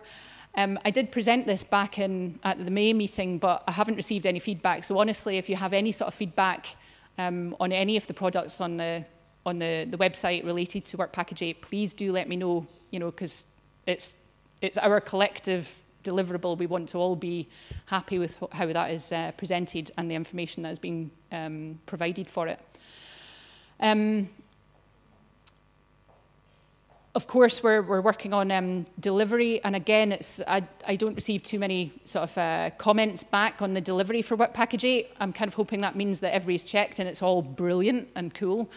But if you do find any problems, because there have been a couple of things that I've picked up on my own sort of UK delivery to the work package. So if there's anything that crops up, we have had some minor projection issues where things have just been plotting in the wrong place and things. So please just let me know. Or if you think that you've supplied something to me and it's just not there, please give me a poke, okay? I'm human, I'm not infallible, but I try to be. But if there's anything missing or anything wrong, please do let me know. This is the usual call for any information on your outreach activities, any interviews, podcasts, grey literature, sort of magazine articles, or anything that you do. It was great. Sort of, I was virtually attending the International Conference on Seafloor Landforms in Malta earlier this year, and there were at least 5 sort of Work Package 8 presentations, which was lovely. I was giving you a big cheer from frankly, the beach in Sardinia, because that's where I was rather than the conference. But I don't want to gloat. So we also need to know about events that are coming up in 2023, and it's not just sort of self-promotion in terms of Work Package 8, but this is all important information that we need to feed into the reporting side of things for all of the reports that Henry has to compile from all of the work package leaders. So it's really important that you let us know if you're active in the field, and you're out there promoting EMODNET presentations to your own institute. Please just let us know what is going on. And of course, if you just sort of generally hear from colleagues, or you see in tenders that are being issued, that people are using EMODNET-Geology products, please just let us know, because it's all really good metrics. And thinking more sort of generally about some of the EMODNET outreach, and I didn't discuss this with Henry at all, sorry. But as I was talking to a few of our partners earlier today, got me thinking about sort of general promotion of the project. I do a little bit on Twitter. I'm not a tweeter, much, but I do a little bit. And as part of the last reporting stage, I just sort of went through Twitter and sort of, looked for certain hashtags and things, and found a few mentions by other groups of EMODNET. So it would be really good if any of you are sort of tweeters or something, if you are tweeting about the EMODNET, whether it's the meetings or data, or you've spotted something really interesting in data sets and stuff, and you are on Twitter and you like to present that. If you're not on Twitter and you don't like doing that sort of thing, just let me know, because I don't mind sort of generating some nice images. And it was something that Annette mentioned earlier to me, that it can sometimes feel quite abstract whenever you're looking on the web GIS and you see, a paleo shoreline. It's like, well, what the heck? Like, what does that even mean? It does seem quite abstract. We're all very much embedded in it, so we obviously, we just switch on. But there are ways that we can then, and there was an example from Iceland and some of the marine terraces and submarine landslides and stuff that were just spectacular, and there was line work, but of course it's just line work until you overlay it on some of the bathymetry. And I think that's a way that, you know, between all of the work packages and all of the data and the good work that we're all doing as a group could really maybe sort of take forward. And I mean, it wouldn't, I'm not talking about trying to do something every week, you know, it's like once a month or something. We maybe put out, you know, a lovely example of some marine terraces and a paleo shoreline with a lovely bit of bathymetry and say, hey, you know, check out the EMODNET website for more, or some of the events and probabilities, you know, some of the work package 6 stuff, you know, that, I mean, who doesn't love an earthquake, you know, ish. You know, it's just things like that I think would really sort of increase some of our visibility. I don't know, discuss, people might disagree, they might say that's a whole pile of rubbish. I might not replace, I would replace the word rubbish with something else, but it's just an idea that I was having as we were doing the reporting for the last reporting deadline. So I've waffled on enough. Thanks for listening. I'm not leaving until Friday, so very much, you know, I am going to be chasing people and having lots of discussions. Yeah, but please come and chat to me. Any comments or questions right now? Thank you. Dinner time.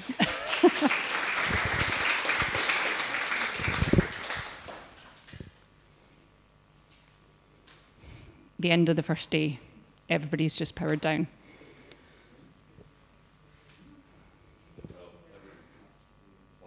One, two, three. Working? Yeah, now it works. Yeah, everybody seems to be tired already by now. Maybe we should do a duet. Any comments? Come on, something. They all want to have a comment with me afterwards to say that they disagree with everything I said. No. Nope. Yes, excellent. Okay, let's start with Vera, because I think you're... Okay, sorry. I saw you both. It's not a race. It's not a race. It's wider than WP8, but I was wondering if you get data from some bigger projects, and there is also data from the local partner, how you will deal with that. If you understand what I'm getting at. I know it's, yeah. So we have had already sort of some comments where, for example, we've got, you know, a partner that has delivered paleo shoreline data, and then there's been a sort of wider regional study that has used maybe a modelled paleo shoreline, then you've got overlapping paleo shorelines, and it's like, well, which is right? We did discuss this back at a previous meeting, but it is good to sort of go over, and at that point the decision was made that unless it was from the same group who have maybe provided an update and so has then superseded that entire data set, then we keep everything, because even with modelled data, you know, depending on the model that you've used, the parameters that you've put in and stuff, you know, there's a conversation to be had, well, which one has more weight than the other, and it isn't our job to, well, I take the view that it isn't our job to be judge as to, well, that one's good, that one's bad, because I think that's opening a door to a whole pile of pain. I think unless it's clearly stated from one of the partners that this is an update, please overwrite what has been submitted already. Otherwise, it's getting put in. There's only been 1 or 2 occurrences of this so far, and it's exclusively related to paleo shoreline. The rest of it, it's been, well, please update our paleo valley database, take out what we gave before, replace. So it is a conversation across all work packages. And what's your naming convention then? Well, you haven't had the issues yet, but if there are multiple versions. Yeah, well, oh yeah. So the question was about multiple versions and how we reference those. So everything that we include has to have some sort of reference that is citable in that. So including our own like national survey data sets. So they've all got, you know, a DOI or a citation. So then that's the data source for the stakeholders to go back and almost make their own decision. I don't know. But it would be interesting if you've got sort of thoughts on this. I mean, it it is a difficult subject to get your head around. I'm seeing a few nods around the room. Yeah, version control, I suppose, effectively. Yeah. No. Okay, thank you. But we can chat about it more if you want, yeah. Christy. Well, Heather, thank you very much for your fantastic presentation and the outcome. I quite liked it, and I'm so sorry that I had to deal with vocabularies and coastal ribbon topics, where I would like to have seen you as well, so I couldn't attend. But perhaps we can chat about the results later.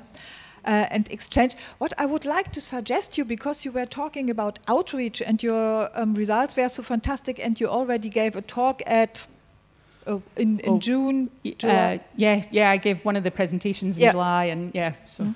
So how about that you can give a presentation of the kind of results of EMODNET submerged landscapes at the Geological Mapping and Modeling Working Group, Geological Mapping and Modeling Expert Group of Eurogeo Surveys. Wow. You managed to yes. Get that woman a glass of water. Yeah. Yeah. Anu and I did that in March already on our work packages, which went down quite well. And I think it's a wonderful outreach, and it's a nice, well, reaching out of EMODNET. So sign me up. Okay. Yep. Happy. I can, if you would like to inform Hans-Georg Krenmeier, if you would like to. I mean, until tomorrow you still can say no. No, I've said yes now. No, I think it will be wonderful. It will be good for EMODNET, and it will be good for your work package. Yeah, cool. Sign us up. Yep. Okay, thank you. Thank you, Christine.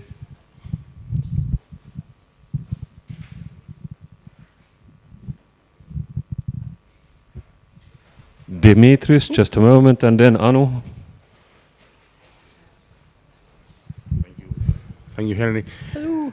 Thanks, Heather.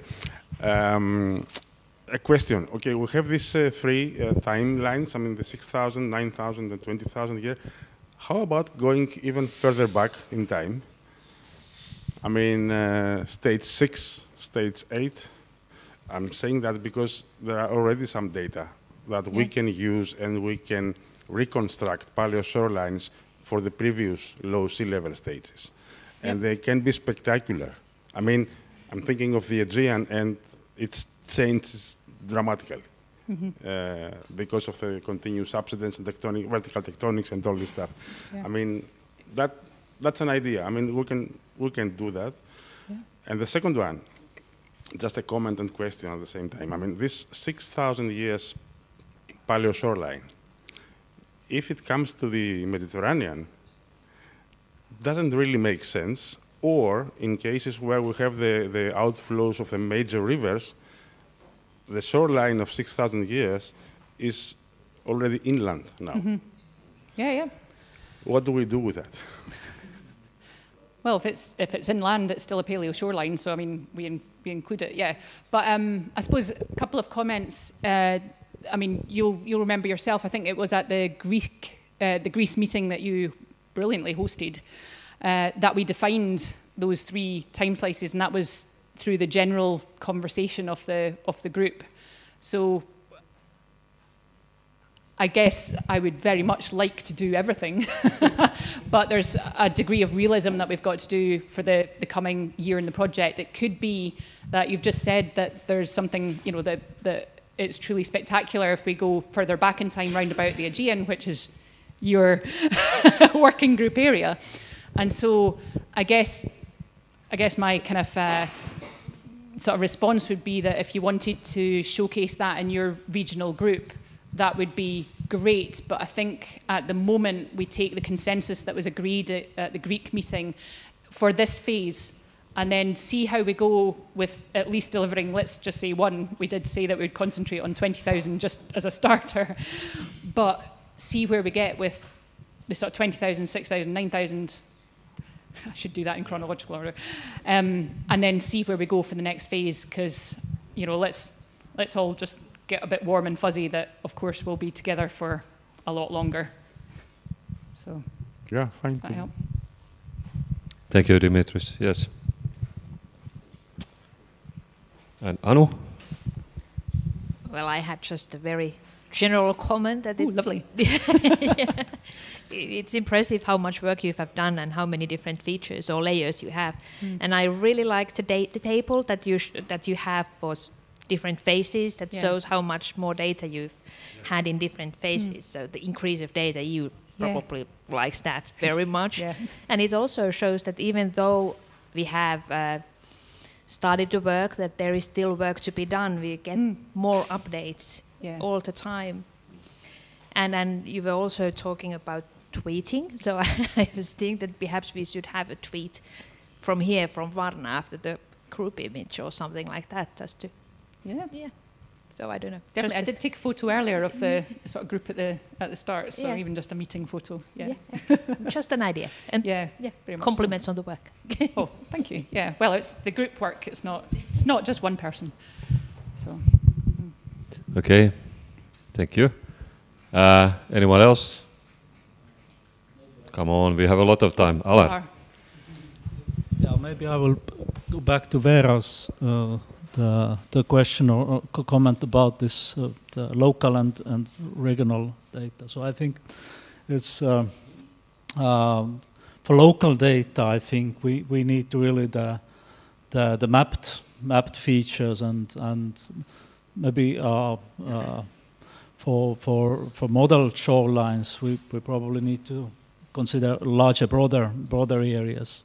I think it's my feeling if it's done by basin scale or even global scale, where it's a defined methodology behind usually. But if you have only quite a short modeled fragments, maybe it's not so relevant. Better to have the mapped features.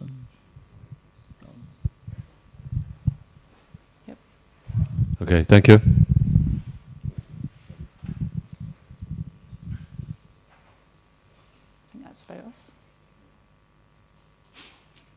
Can't force them to ask a question.